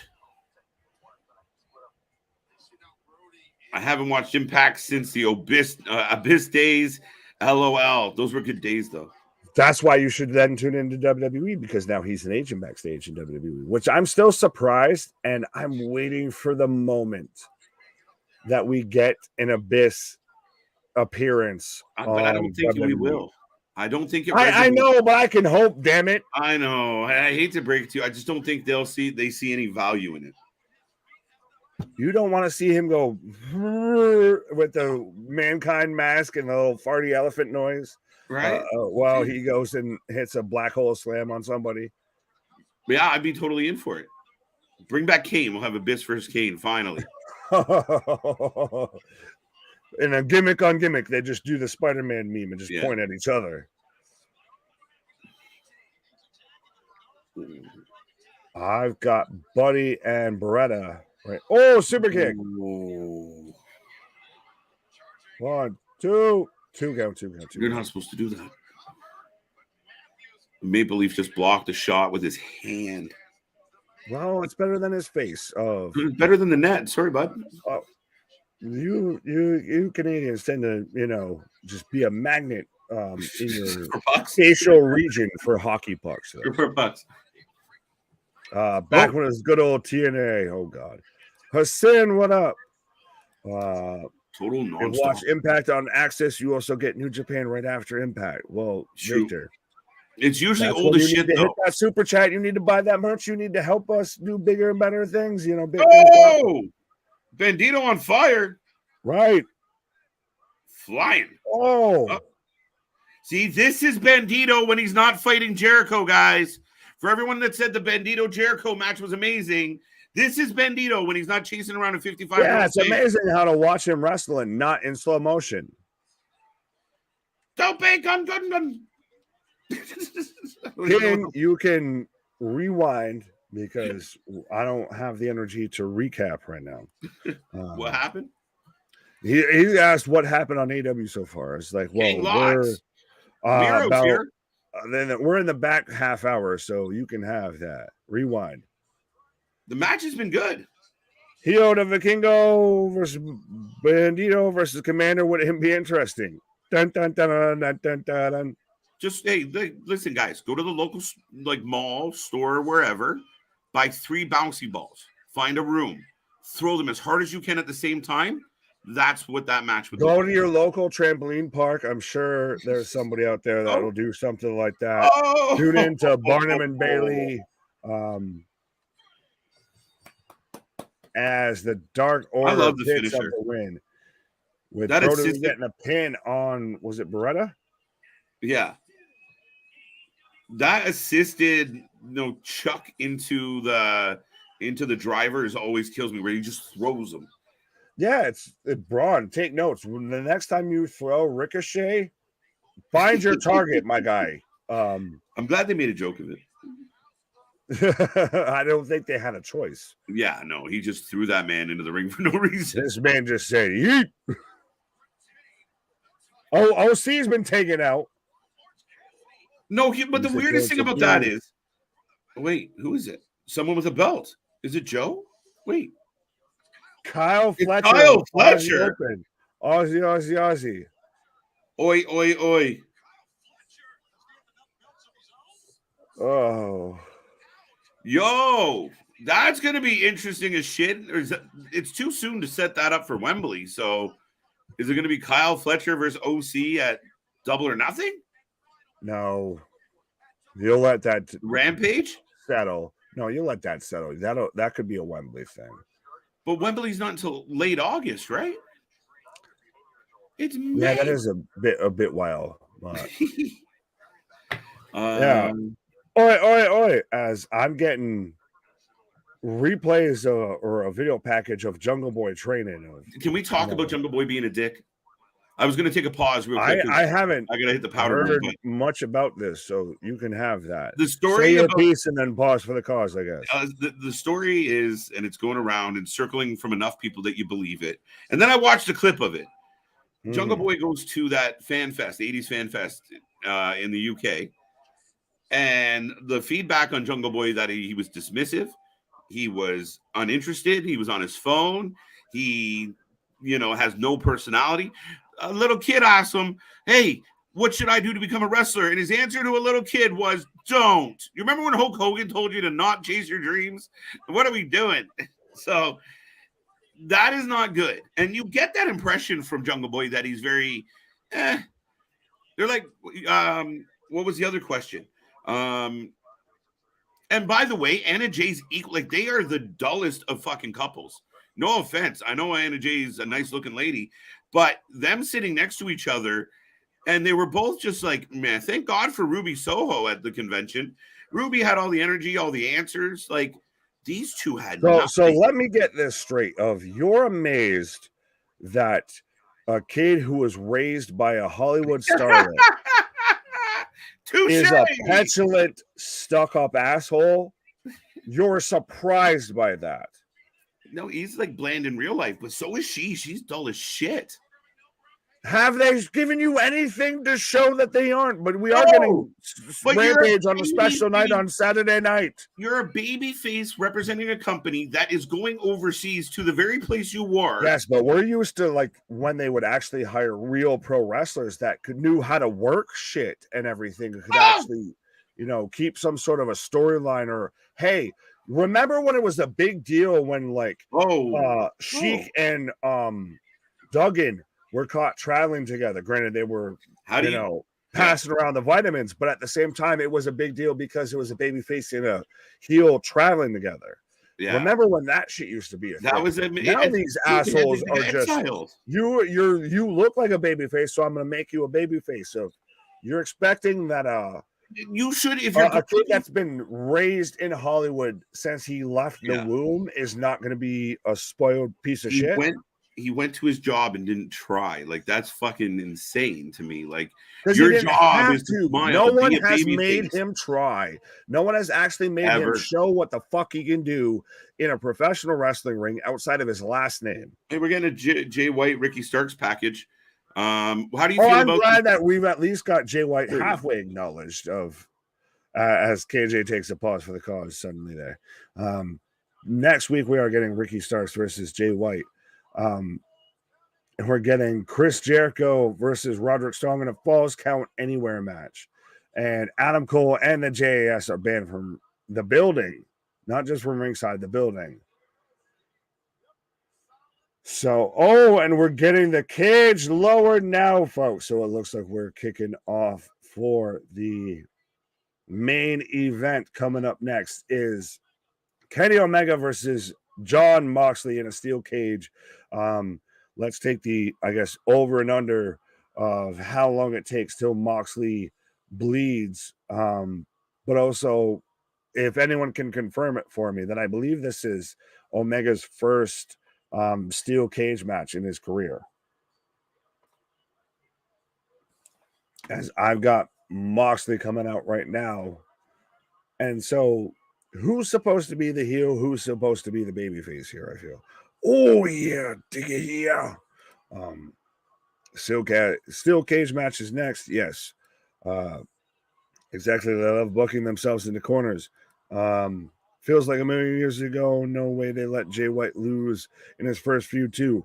Well, they've already sat there and had this man go from being on Dynamite to being on Rampage. And now, is he Juice's sidekick or is Juice his sidekick? That's the thing with that. Yes, Justin, what up? As I am in a commercial break, of course, as we're heading into the final half hour, so final 20 minutes of AEW Dynamite. But I will remind everybody, we are the Wrestling for Life Network. We do this for anything and everything. So be a friend, tell a friend, like, share, and subscribe. We are just barely over a year old and kicking right towards 2K subscribers. We are here covering anything in pro wrestling. And I do mean we've been here for GCW, XPW, Wrestling Revolver, House of Glory, Battle Club Pro, all of that. Nobody does it like we do, and nobody gives you the personality that we do. Kenny's the face, Mox the heel. Fair enough. It's so interesting to me that you could really flip a coin and it could go either way. Zodiac saying, I'm going Moxley bleeds in under 3.5. Fair enough. Dale saying 2-1 Leafs. Good to know. Good to know. You could, well, that's maybe why KJ took a pause here. He's like, I got to watch the last couple of minutes. Mox will bleed 5 minutes into the match. So we've got. So do we set the line at 5 or do we set the line at, 3.5? Over under is 3.5. Okay, so the line is at 3.5. So Bash is taking the over. Who was it? Zodiac's taking. So Zodiac's taking the line. Who do you think will Claudio tag partners? Would be obvious. Would be awesome to see Chris Hero come in. That's not a bad shout, honestly. That's a very interesting shout, I would say. Never won the Ring of Honor World titles. I think Pac would be a cool new member. Again, not a bad shout, but isn't he a little bit involved with the Lucha Bros and all of that? So that's interesting, I would say. Moxley is obviously the heel for holding on to that haircut. Fair enough. 5 minutes 35. So at this point, I feel like I need to say put it as a super chat, and that way we can keep track of it a bit easier. And if you're right, if you're dead on the money, we'll send you a t-shirt. Mox will bleed in 4.5. So we've had 3.5 is the line, which Zodiac took as the line. We've had Bash stay 5 minutes. We've had 5.25. Mox will bleed in 4.5. Christ, we've gotten all the numbers now. Why? Big win for the Leafs. A good dynamite going on. Things are happening. A little bit of a scrap at the end here. Moxley's in the cage. Carry on my way. Is he still going to come out? Yeah, okay. There'll be peace when you walk. I like it.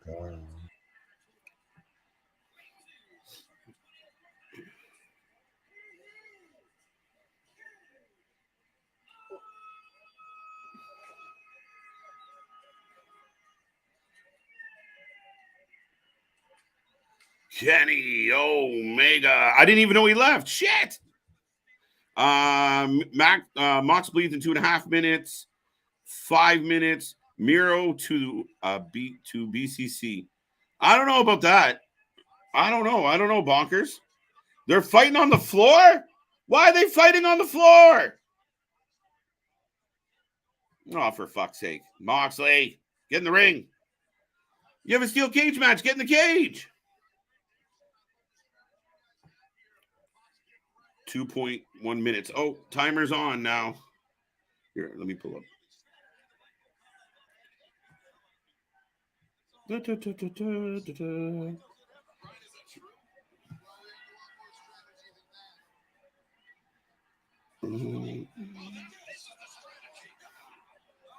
so I'm going to add a minute to whatever I got. Or 2 minutes. We haven't even started the match yet. Here come the Bucks. So, a melee already. Maybe my theory was correct, folks. Keeping it blazed. Welcome. 7.5 minutes. So Danielson's just watching Yuta get beat up. Yuta gets chucked off the ramp. Danielson didn't even fucking move. What?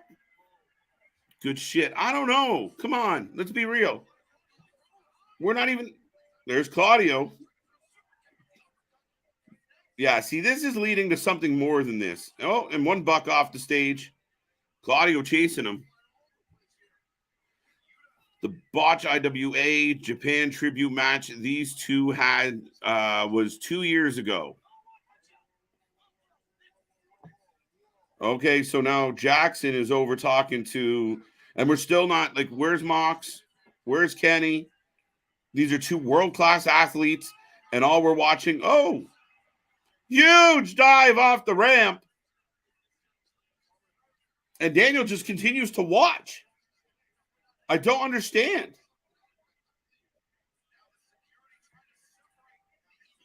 I don't understand, guys.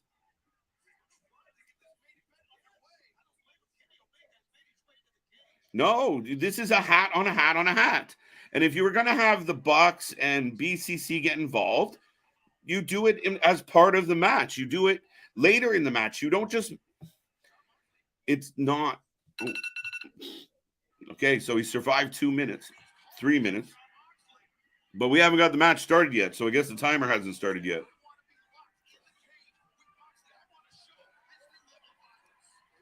Okay.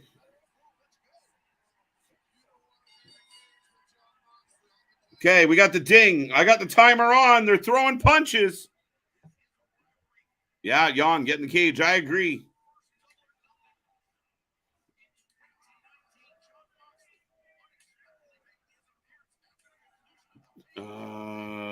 Can we at least have the match start? Yeah, make it a part of the match. You got this guy waiting in a steel cage and he's going to start the fight. What you're supposed to be highlighting in this moment is that these two men are in this maniacal contraption, that they're in the cage. They're going to battle. Why are they fighting on the floor? The cage is the star. Kenny with the moonsault off the Brett rope. We get a 2 count. 50 seconds into the match, no blood. Yeah. It's just sloppy booking. It's inexperienced booking. Does Paige come back? We could. We've had an epic night. So the fact that Daniel Bryan sat there and watched his teammates, his friends, the men he bleeds for and with, get beat up blows my mind. Time started once the bell rang. Yeah, I started it on the bell there, Victor. And it's relative to my timing. Oh, he just got hit with a barbed wire chair. So a minute 34, minute 35. I'm imagining when we pick up Moxley, there'll be juice because they're not showing him at all. Oh, chair to the back. If his back bleeds, does it count? Omega standing on the barbed wire chair. Now, steel cage weapons match. Ding, ding. Hat on a hat on a hat on a hat on a hat. Kenny with the barbed wire chair. Yep. It's so nice to have a gimmick and then not use it. Laugh my ass off. Chair with the barbed wire. This was made for Mox. Okay, so we got blood. Less than 2 minutes in. Or I'll say around 2 minutes. I might have took a second to catch it. 2:05. That sounds about right. So it was under 3.5 minutes. Moxley starts bleeding. And listen, guys, I only do this because, like I said, we give the WWE shit when it's deserved. We give them praise when it's deserved, and vice versa. Now that they're in the ring beating each other up, minus the barbed wire chair, which is excessive, this is all right. 2 guys trying to kill each other. I'm okay with it. But he bled 2 minutes and 5 seconds. 2 minutes!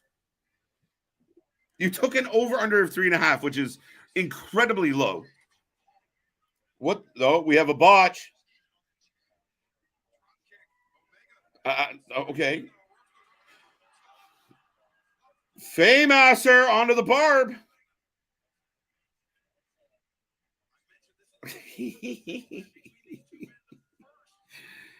Bleeding does clear your sinuses. Pause. Okay, where's Danhausen? He's going to. No, we didn't get the Danhausen spot. That was during OC stuff. Oh, God. Mox's back is bleeding. His head's bleeding. He's like, Brock Lesnar took my gimmick. I'll show him. Brock shows you how to gig ahead. Whew. He's bleeding. Oh, you were pretty close, Unbroken.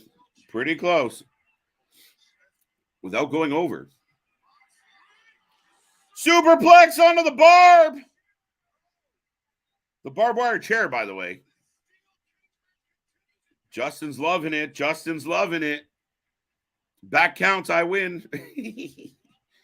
Danielson is the new equivalent of Regal, only he will get physical when called for. Right now, he will direct traffic. Nah, but you're an active wrestler. You're an active guy, one of the best in the world. It makes no sense. Dave, you're sitting at a chair. 2 of your mates start getting picked on by somebody. You're not going to fucking get involved? So, yeah, you guys, get him! Get him! You got it. Nah. Good shit, good shit, good shit. Okay. Oh, now they're taking the ring apart. We're going for fucking broke here, guys. If you take the under, you win. A John Moxley pinata. Oh, it broke. I was definitely 201. At 201, I'll take. I was super generous at 5 minutes. Yeah, you super were. Now, top turnbuckle off. Kenny Omega's back is bleeding. I don't know if his face is bleeding yet. I can't see. Looked like he might have been gigging himself.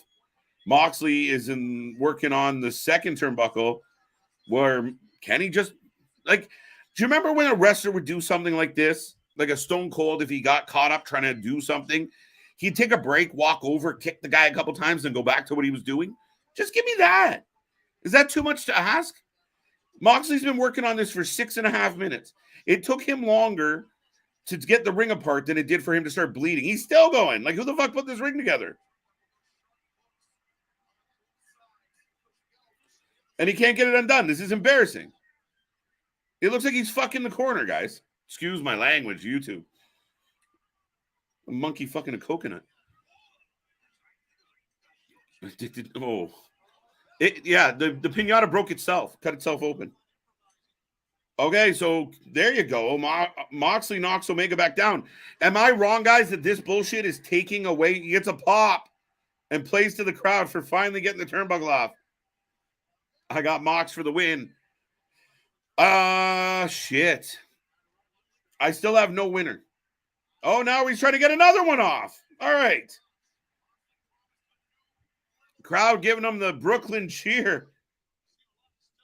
Literally 15 spots, the same chair already. Move on, please. Fair enough. I love the mixed emotions on this. I love it. I love seeing the people who are thrilled right now. I love seeing the people that hate it. I believe in John Moxley. Yeah, what in the name of Cincinnati Dental Work is going on right now? DMD. Yeah, DMD can suck these. No. John Moxley. Yeah, stop. So the hook to the cheese. NASA scientists put this ring together because fucking Christ, John Moxley over there just humping. I know it's hump day. The math equations floating around his head and everything. Wait, so if I untie this here, this does here. Turnbuckle over the back. Tonight when I get home, I'm doing this to Renee. Right, Renee Moxley, good. You're gonna break her bones, make a baby. Allegedly, accusation. Go hard or go home, buddy. Well, I like monkey. What coconut? What? Yeah, what coconut? That from Carlito. I've spit in the face of people who don't want to be cool. What the fuck happened to Omega's back though? That man looks like he just went through. Well, they had several barbed wire chair spots. Okay. He did a drop toe hold. Holy shit! Who the fuck saw that coming? And the invisible creepy hand is outside the ring still, by the way. If you guys well, Moxley just wrenching with this ring rope. I got Mox from what he did in GCW. Fair enough, but Moxley for the win. You don't. Moxley. There's a reason ECW didn't translate as well as everybody thought it would to primetime television, because you can't do that all the fucking time. Well, apparently you can, and they have. No, as we're getting thumbtacks. Well, that's shards of glass. I thought that was going to be thumbtacks, and it was like that's a small amount of thumbtacks. No, it was literally shards of glass. Of monkey coconut. What? Yeah, this is literally Omega and Moxley have to get their rocks off. I feel with this. Let's put them rolling skates and spice things up. Let's do it. Can we get a pool with sharks with freaking lasers on their head? Right. When did we need, the Thunderdome, or what was it? It was, I know everybody remembers this on Spike, to where you had like roller derby and all of that, to where you have like the chicks they all had the names of that's what we'll get. Omega setting up for the one-winged angel into the shards of glass. There's no way Moxley's losing clean to Kenny Omega in this match. You think that, but it'll happen. I don't hate it. It's fun. Yeah, I'm enjoying myself. I will admit that. I just don't like how not believable it's been and sloppy booking choices in the beginning. Yeah, it's just too much. If you focused on the two guys in the ring, it would have been better. Into the glass. To me, there's no story of. We said it, we said it initially. This is a free pay-per-view. This is something that they could have had as a huge match on Double or Nothing. If we're gonna have 10 matches on Double or Nothing, you're telling me you couldn't have done this and saved this for then? No, I agree. Go to a fucking tag team match or something now. Broken glass everywhere. But see, the funniest thing is, Nick, you get this bloody cage match, and this is just a step in the direction of what we're going to get. Yeah, but the thing is, I feel like what we'll get as the finish won't be anywhere near this. No, it's going to be like a blood and guts or anarchy in the arenas or stadiums. No, we're going to go all the way to there. A V-trigger after Moxley was going for the Gotch pile driver. No. Okay, roll up. Oh, no, roll through. Like I said, I will give credit for as much as AEW does gimmick matches, they do tend to manage to stay away from the cage match as much as they can, respectfully. We haven't had a whole lot of them. Thankfully. Right. But at the same time, this literally took under 5 minutes for this man to bleed. Some would argue that should be Moxley's job, is just taking the ring apart and not being in it. Just saying. Well, I mean, he does look like a guy who does that on the side. Right. And I'm not knocking if, you're out there and, you're hustling or whatever of like, I've never stepped by a professional wrestling ring. So if you're out there fucking putting together, good on you. But at the same someone time, beating on you right now, right? You shouldn't be on the top of the card and putting the ring together. Pissed off the Ring Workers Union. Way to go. Thumbtacks, nope, glass. She's into knife play. No, exploder suplex. Who's glass? Glass. There's an echo. I haven't seen a drop toe hold in 35 years. I can't believe we saw one. Whoa! Snapdragon into the glass. Mm-hmm. Okay. They're banging, guys. They're banging. I can't hate it. That was a good spot. I'll give them that one. Kenny hits the running V trigger through the ropes, takes Moxley through the side of the ring cage, and Omega actually fucking I hear the hangs WWE, himself there in his I hear the WWE marks right now. I hear the WWE marks right now, Nick. I hear them already. Nick. Go ahead. No, that's it. I just. No, I was gonna say, well, what are they saying? Put them through the cage. We've already done that spot. We Lashley did that. Yeah, you did it in Roman and Brock to where it even felt awkward. That was a really good spot, and you could tell it felt more natural a bit because Omega hung himself out to try that.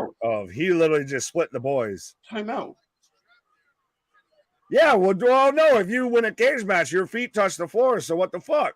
Okay, so does an AEW cage match require pinfall or submission, guys? Let us know. I was going to say, so the top rope's missing. We've got to prove we can have a better match than Ospreay and Ricochet, but we've got Moxley with the screwdrivers. Don Fallis shows up to break it up. Nice, Boston. Nice. Trigger. Does Kenny have a little bit of the purple peck issue that Cody has? Because he's got a significant bruise on his left chest there. One-winged angel. I don't know what this is. Oh my God. Callis just heel turn. Oh my God. Callis with the heel turn and just takes the screwdriver to Kenny to break up the pinfall after the 1, 2, 3. When he had the 1, 2, 3. Oh my! He and Daniel Bryan look like twins. What the fuck? Right. Why? 2, 3. Yeah, Kenny's got some serious bruising there, but Don Callis heel turns here. So that's got to be Callis is bringing Takeshita to the BCC. So is Callis they going Callis and just being new legal? Yeah. Wow, I was not expecting that. I will give Dynamite a lot of credit. This was a lot of stuff we didn't have checked on the bingo card. Well, Miro showed up, Thunder Rosa showed up. We have a Don Callis heel turn. Yeah. Or babyface turn, heel turn. He turned on somebody. He turned more times than the doorknob. If they had just changed a couple things, Nick, I wouldn't have anything to complain about. They banged. The heel turns fucked. I'd love to hear the AEW spin this. We kind of felt there's got to be an explanation. We've got 2 minutes left of here. You need to explain yourself here. Otherwise, this just seems like heel turns because heel turns. I mean, it is compelling, but Don Callis, folks. Don Callis has turned on Kenny Omega. Uncle Invisible Hand is the invisible hand has turned. But that's the only way that Omega gigs himself. And so now we're getting a stare down of like, why, Don? Why did you do it?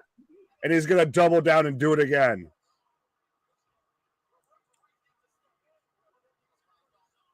You literally watch it. There's so many referees, like no one's trying to sit there and stop him. Why is the ref not taking this guy out? Right. He literally gave him the Godfather of like, I knew it was you, Fredo. I knew it was you all along, like the little side kiss, and then just, all right, you had a good moment, and then you just shat all over it. Ring a bell. Ring the bell. Ding, ding, ding, ding, ding, ding, ding, ding. Where's security? Why were the rest just sitting there of like, oh my God, can you believe what he's about to do? He's about to commit assault on this man. Of maybe we should step in to do something. No, I can't do it. But Daniel Bryan's out there on commentary looking happier than a pig in shit. Yo, KJ White, I can sleep really every night. I would hope you can sleep every night.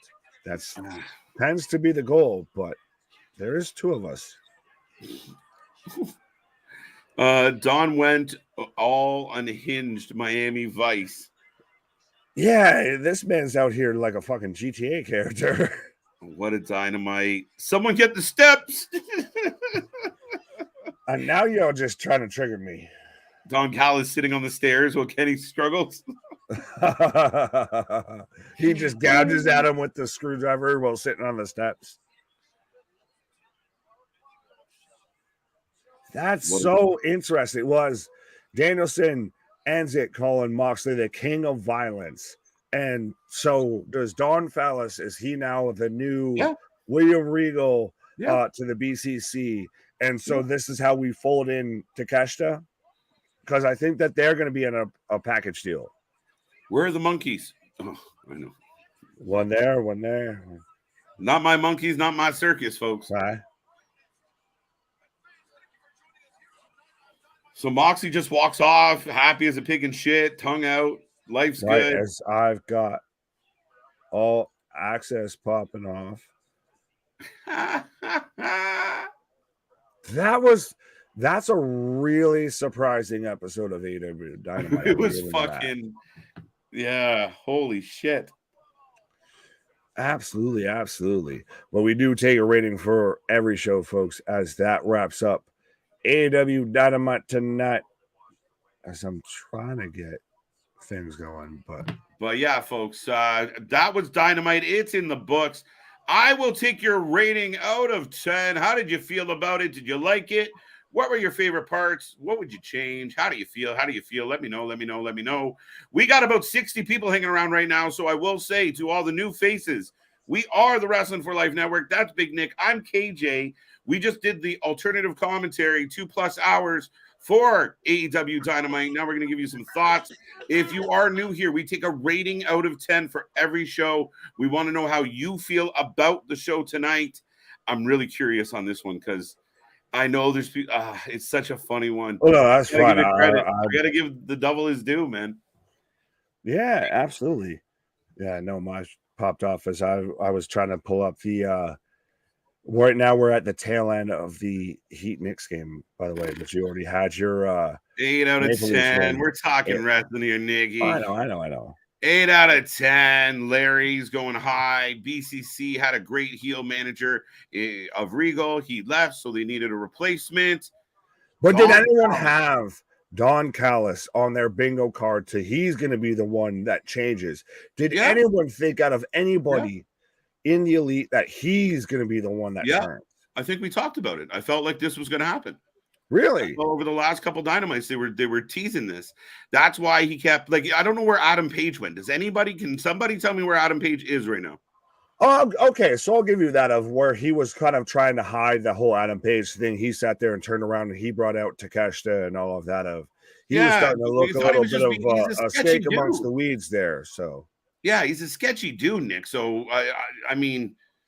What a weird night. I mean, even that main event, I mean, if they would have changed just one or two things, it would have probably been better. Like, it would have probably made the match better. With that being said, it was not a bad Dynamite at all. Being said, of taking into the framework that it is a Dynamite, anytime, Zodiac. Taking into the framework that it is a Dynamite of it's not really at all a bad show. Of you had the subtle pops of if you blinked and you missed it, and then you got to turn to Twitter, and that's what gets social media popping with Thunder Rosa showing up, Miro showing up. Every match was a great match. Granted, the main event spent a lot of time of ignoring the whole gimmick that was built around the match, but a little bit, yeah. Damien's also got 8 out of 10. Boss is calling the Lakers. That's for you. Yes. 8 out of 10 for AEW. All right. Dale liked it. This is the ending. A cliffhanger. Hey, Unbroken's got a bit of a point.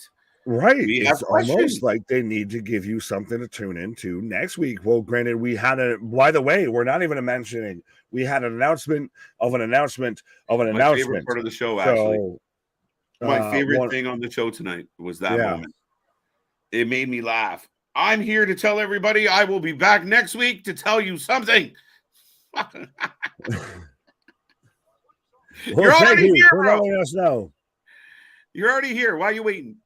Right. Not necessarily accurate. 9 out of 10. Going strong. Thank you for being here. Thank you for the rating.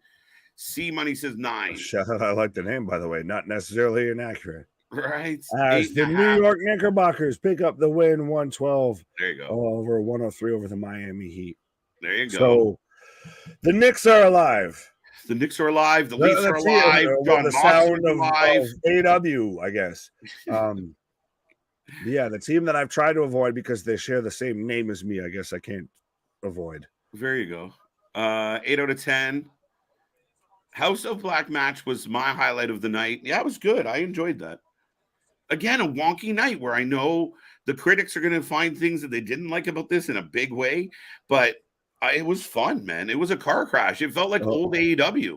Well, I was going to say, I feel like we've pointed out a few of them along the way. If they just, they don't stick around long enough to where we really enter it. Best Dynamite in a couple of years, 10 on 10. Wow. Victor giving it a perfect 10. Giving it the Sean Spears. That's a stretch. That's a stretch. 9 out of 10. It was good shit. That's good shit.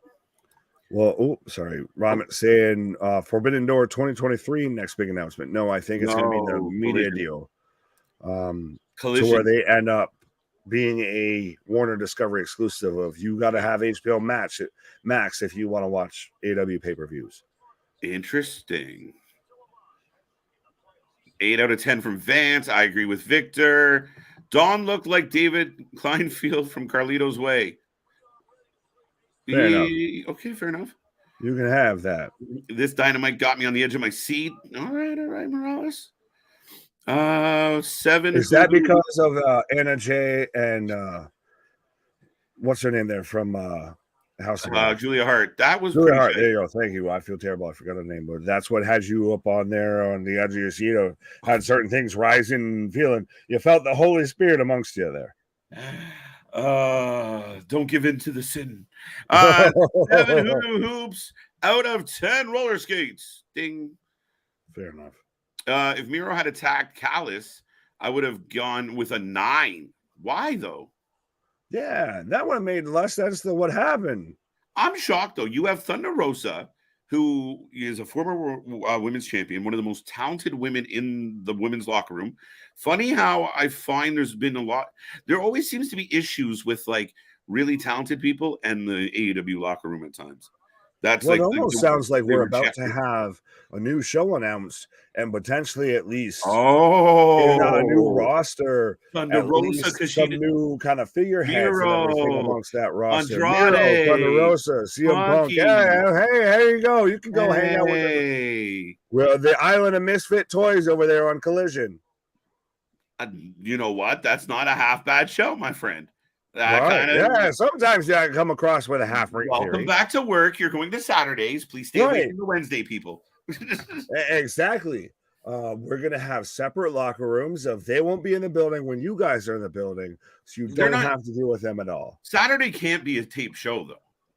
Oh no, it'll be live, but it'll have a very much. It may not be a brand split or a roster division, but you're gonna start noticing of certain people show up here and certain people show up there. That is amazing. I heard the rumor going around of to where we might have a match. One of the first matches on Collision, first prominent matches, is who runs Collision match type deal. So we might still see some. We're not going to say there's a split, but there's a split. Jeff Jarrett going to win that. Where they say there's a split, but there ain't really a split. Right. I'm calling it now. Jeff Jarrett's going to win that. Don't you put the evil on me. Don't you put that evil on me, Ricky Bobby. 8.5 out of 10, 7 out of 10. We got lots of ratings. Damn, great show. I know we are. Thank you. Thank you. It made me care. Okay. I'm glad we do that. Can I borrow a feeling? 9 out of 10. My friend, we'll meet again. See you Fridays and Saturday night. Bobby, come on back now. Seriously, from the formatting to the little packages is not to mention some banger matches might be too soon, but can they do it again next week? Interesting, but that's where I get mad at some of us because we, Nick being mad about the title that hasn't happened yet. We're getting there. Solid 8 or 8.5 from Keep It Blazed. I appreciate that. Keep It Blazed. I love it, guys. We're getting tons of ratings. The chat's still bumping. 2.5 out of 5. So 50%. It's on a Meltzer rating there, as I'm getting geared up for Lakers Warriors, which respectfully fuck Steph Curry. Moxley finally wins the big match. But to me, the returns and the turns were the biggest stories of tonight. Default, what up? I remember you being late 90s, early 2000s band around Nickelback and everything. Robin, I hope you're accurate on this one, at least for half. Goldberg, Mercedes Moné, next week, big announcement. That would be such a Tony Khan announcement. Man, I'm telling you, I'm all for Goldberg being at Wembley. I really am. I don't know why. I don't even like him. Goldberg versus Davey Boy Smith Jr. Interesting. D.H. Smith versus Goldberg. I still think Davey Boy Smith Jr. should win the Owen Hart Classic. Oh, he should have it last year. Yeah, but then you still have everybody that I think you even kind of halfway pitched. If you have Goldberg versus Sting, so just retirement on retirement of no matter who wins or loses, they're both done after this. Right. 7 stars in the Tokyo Dome. There you go. Bonus. We get a bonus for the Tokyo Dome. CM Punk versus Kenny Omega's last match for Kenny Omega in 2023. No. Singles match would be the only way that would have worked. Yeah, no. No, I'm just thinking that might be a possibility as far as a singles match. He's been okay. Later, matches. Yeah, gotcha. I was in Wembley head. Yeah, you're good. I really wanted Miro to interfere. I just don't. I'm a little surprised, but again, if you're shuffling him over to the Saturday show, I just think that both Thunder Rosa and Miro coming back were very they're here. I was really surprised. Oh, yeah. Well, that's the thing is I liked it because it wasn't the big, huge entrance. It wasn't the big, they show up in the middle of the match. And then you're left wondering of we even still had it with Jay White of why aren't you featuring them more prominently? That's something that literally they snuck it in. If you're watching the show, you caught it. If not, your Twitter feed has blown up of showing you the clip of Miro or Thunder Rosa walking into the locker room. And then now that's why you tune in. So how will Don get his free salmon? What? What? I'd rather Gilbert. I want to see Goldberg versus Jericho. I do, just to be an asshole. Do you Just think end of time, and just this is the end of days, folks. Of this is where we're at here in professional wrestling of Goldberg versus Chris Jericho. This definitely did not seem like the blow-off match for this feud. Default. I think it's highly possible that you had Don Callis. Yeah, like, this is just a fucking precursor. And the Bucks, they fought off. Like, it's destined for more, Nick. The invisible hand is out there stroking the BCC. What? So 100%. This is just the beginning of this. I'm interested to see. Explain to me the Don Callis heel turn. Outside of just personal goals, to me, I get it if he wanted to do his old, Heyman type faction of, the Dangerous Alliance, whatever, break away from the elite. But so if he's paired with the BCC, make it make sense. The AEW marks, particularly the ones in mom's basements, I want to drive a Phantom Lambo. I want to be as critical on this Don Callis turn as you guys have been on the Cody Rhodes Brock turn. Because Callis turning on this guy that he spent the last 3-4 years telling everyone he's like a kid to me. I watched him grow up. I've known him since he was 6. There was no real noticeable dissension amongst them. So the question becomes, why? And if it's a fickle reason, I wanted to eat as much shit as Brock did. Well, speaking of Brock Lesnar, does this not feel a little bit like when Heyman turned on Brock Lesnar? A little bit. It's one of those of it's so out of character of you need to explain this now.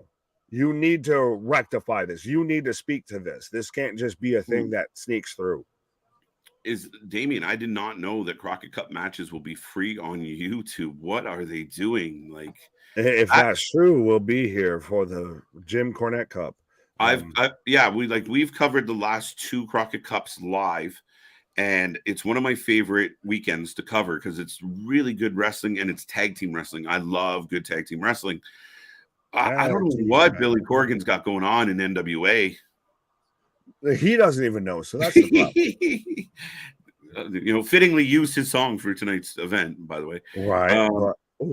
Josh was saying hi, and my birthday is next Tuesday. Fair enough. Happy early birthday. AW is an A. So have we actually given it a rating? Or we haven't given a rating. You know what's funny? Circumstance around it. We didn't give a rating last night either. We just talked. I feel like I haven't given an actual rating in a hot minute. I just say shit that I like or don't like, and then just walk off. I'm gonna give tonight an 8. I have to be fair. It's been the best show of the week so far. I scored the other 2 shows pretty high, so I'm gonna give this an 8. There's some things I would have changed. Like if Moxley didn't have that whole turnbuckle spot, the turnbuckles being ripped off didn't add a whole lot to the match. You already had carnage. You're going to have glass. You had barbed wire chairs. For him to stand in the corner and hump the turnbuckle for 8 minutes was really bad look. Even Kenny noticed, like, shit, I got to do something. I should probably do something here if this man's can't keep selling this shit, So Kenny had the wherewithal to jump up, take a boot, and then go back down. At some point, Moxley's got to have it in his head. Like, okay, this isn't working. I need to get, at least go back and make this real. Make this look like it matters. So that's just me being picky. Overall, the night was a car wreck. There wasn't much, like the women's street fight was stupid and unnecessary. But it wasn't. Sorry, this is where it gets into that weird conversation of in ring, it wasn't bad. It wasn't great. Behind it was bad. I think they were both bad. That's where it really gets to that. How do you rate one thing versus the other? I think in ring wasn't great either. I really don't. I think the street fight, they could have just got in the ring and had a women's No, I'm saying across the board, match. But I hear you. Yeah. Oh, okay. Fair enough. But with that, I just wish they had a match, a singles match, and maybe there was a fuck finish, and it leads to a street fight because they can't get along. Fine.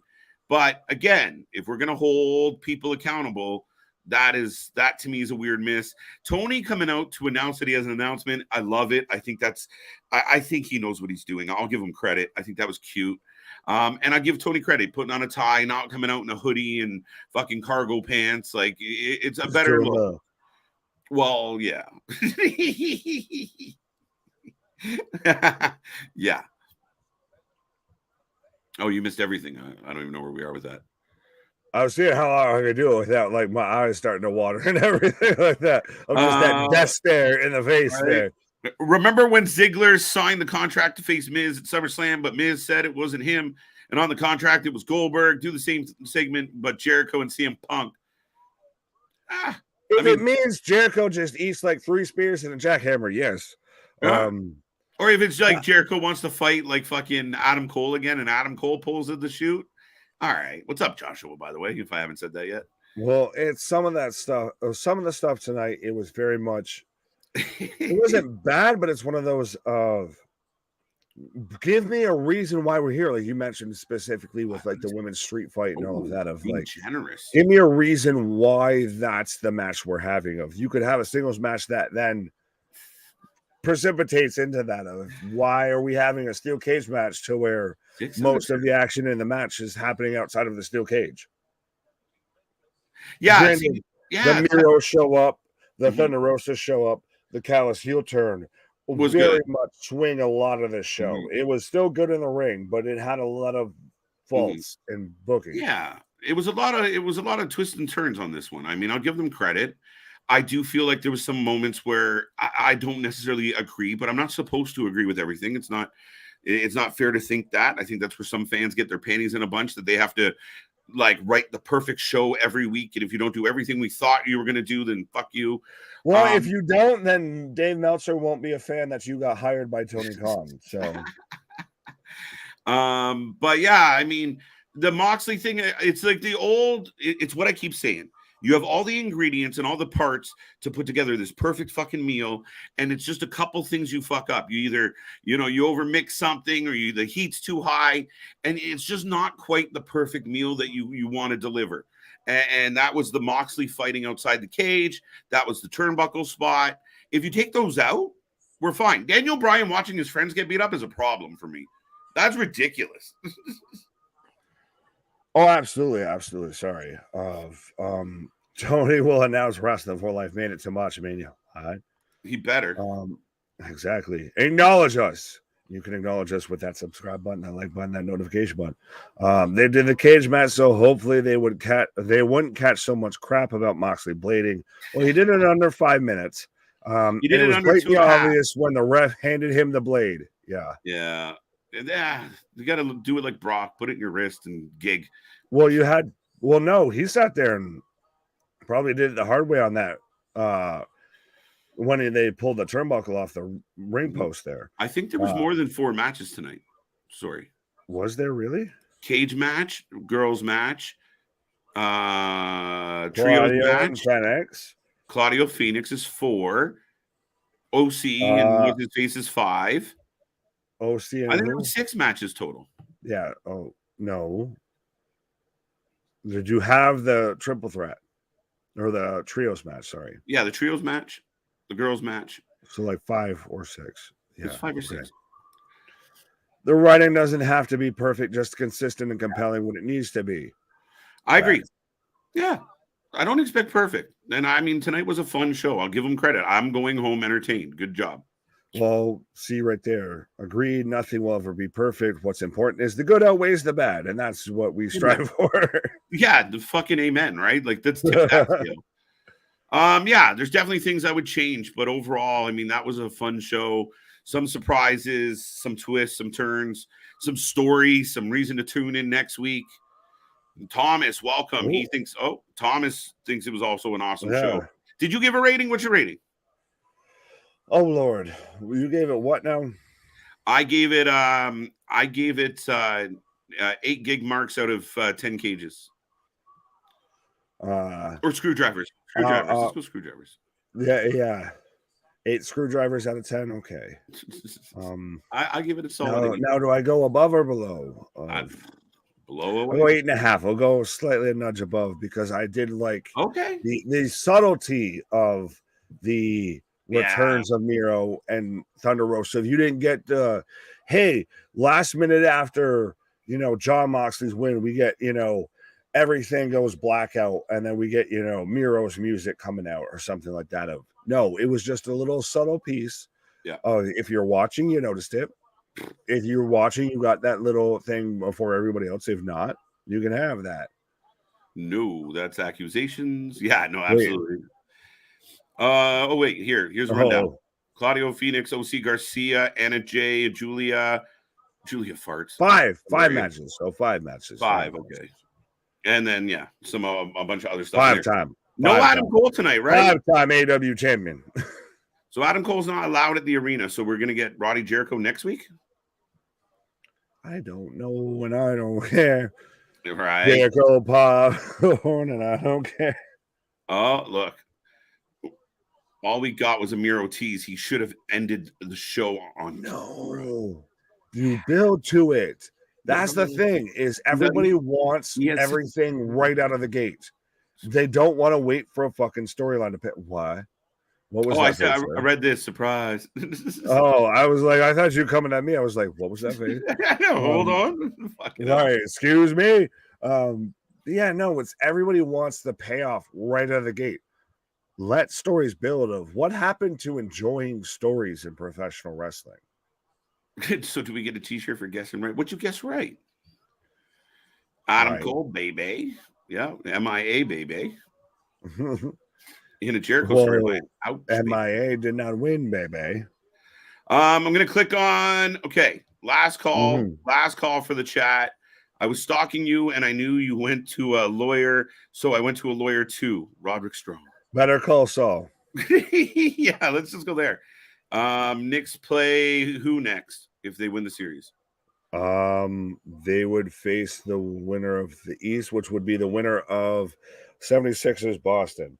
But right now they're a bit like the Maple Leafs of, well, granted they have to win 2 straight. The Maple Leafs have to win 3 straight. There you go. Yeah. To no pop. Okay. I think El Phantasmo will attack Starks next week to no pop. Okay, I get it. Well, no, I've seen people mention that he could be because he got kicked out of the OG Bullet Club, if you want to call it at this point. It's like Bullet Club, black and white versus silver and white versus, gold, red and white. Now you've got gold and white. You might see El Phantasmo show up in AEW and pairing up with Jay White and Juice Robinson it becomes the Bullet Club gold and white, because we need a differentiation of NWO's knockoff. There you go. What keeps me coming back to AEW is all the amazing talent they have. I just hope they start using them all correctly.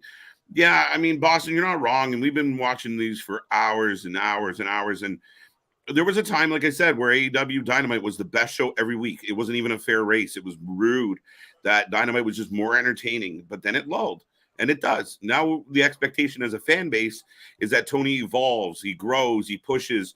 When you see 700,000 people showing up to watch Dynamite, and I know what people are saying about the unplugged generation, I get it, or the cord-cutting generation, but either way, there's a lot of talent, and that's why there's a lot of guys, and there's a lot of potential for these shows. They just got to find a way, Nick. They got to find a way. Yeah, it's called actually put a booking team around Tony. You sit there in the corner and you post on your message boards and your Twitters and all of that. Mm-hmm. Imagine the fucking hell. I'm not getting into that right now. Go ahead. No, it's late. I wanted to find the comment by Damien, and then I was going to make that the last one I click anyway. I was going to say, but it was still, by the way, of shout out Larry, Daniel, C-Money, Keyshawn, Boston, everybody that's still in the chat there. May 19th. When is May 19th? 9 Don't days. Don't say that around Glenn Jacobs or Shawn Michaels. May 19th, see no evil. See no evil. Sure. What day is May 19th? I want to know this right in now. my head, I it's a will look Friday. this up, because if Friday. this is a weekend to where there's nothing Friday. going on, we're Mhm. gonna have to do, at this point, I feel we're obligatory gonna have to do like a watch party There you go. for Fair Cena enough. Evil here. All right. May 19th. It's a fucking May Friday. 19th. God There you damn go. it! I'm not mixing up my SmackDown for Glenn and a Halloween movie or a For horror the movie. 6th time, I'm gonna scroll back up and find that. I didn't do nothing. I didn't. No, it's me. It's me. It's funny. I keep like getting my ADD kicks. You getting mad at you? Yeah. C Money points out Impact tomorrow. Macklin versus Rhino. Nick Aldis returns in ring. Ring of Honor has Joe and Blake Christian, Athena and Sky Blue for the women's title. And folks, we will be right here live once again. Myself, KJ White, Mr. Big Nick. We will be. Well, it might be I won't me. be here. Luna I'll on be Thursdays. here in cosplay as Luna Havoc. Please don't. I'll never get that visual out of my head. That was muscle memory. I'm just so used to being like, Nick, see you tomorrow. But with all that being said, Impact's going to be fun. I like what they're doing with Macklin. He's going up against PCO at Under Siege. Luna Havoc will be stopping by our Impact Insider, and it's going to be a fun one, folks. Thank you for making this Wednesday a banging Wednesday. The chat was live. We had a whole lot of fun, a whole lot of faces. Thank you. Make sure you like, subscribe, share. Tell everybody we're here. We are the alternative commentary to all your wrestling, and we don't stop, folks. Thank you. And absolutely. Well, and shout out on bro and shout out, Daniel. I'm not dealing with Snake Steve. It wasn't my fault, but we might have to do May 19th. May 19th on May 20th. We might have to. That is funny as shit. We'll do it on the 20th. Be a friend, tell a friend, like, share, subscribe. Our shit is real. Our shit is raw. Our shit is all authentic. When you're talking about the wrestling, you're going to put that for life with it. See you on the flip side, folks. Come back tomorrow. Good night.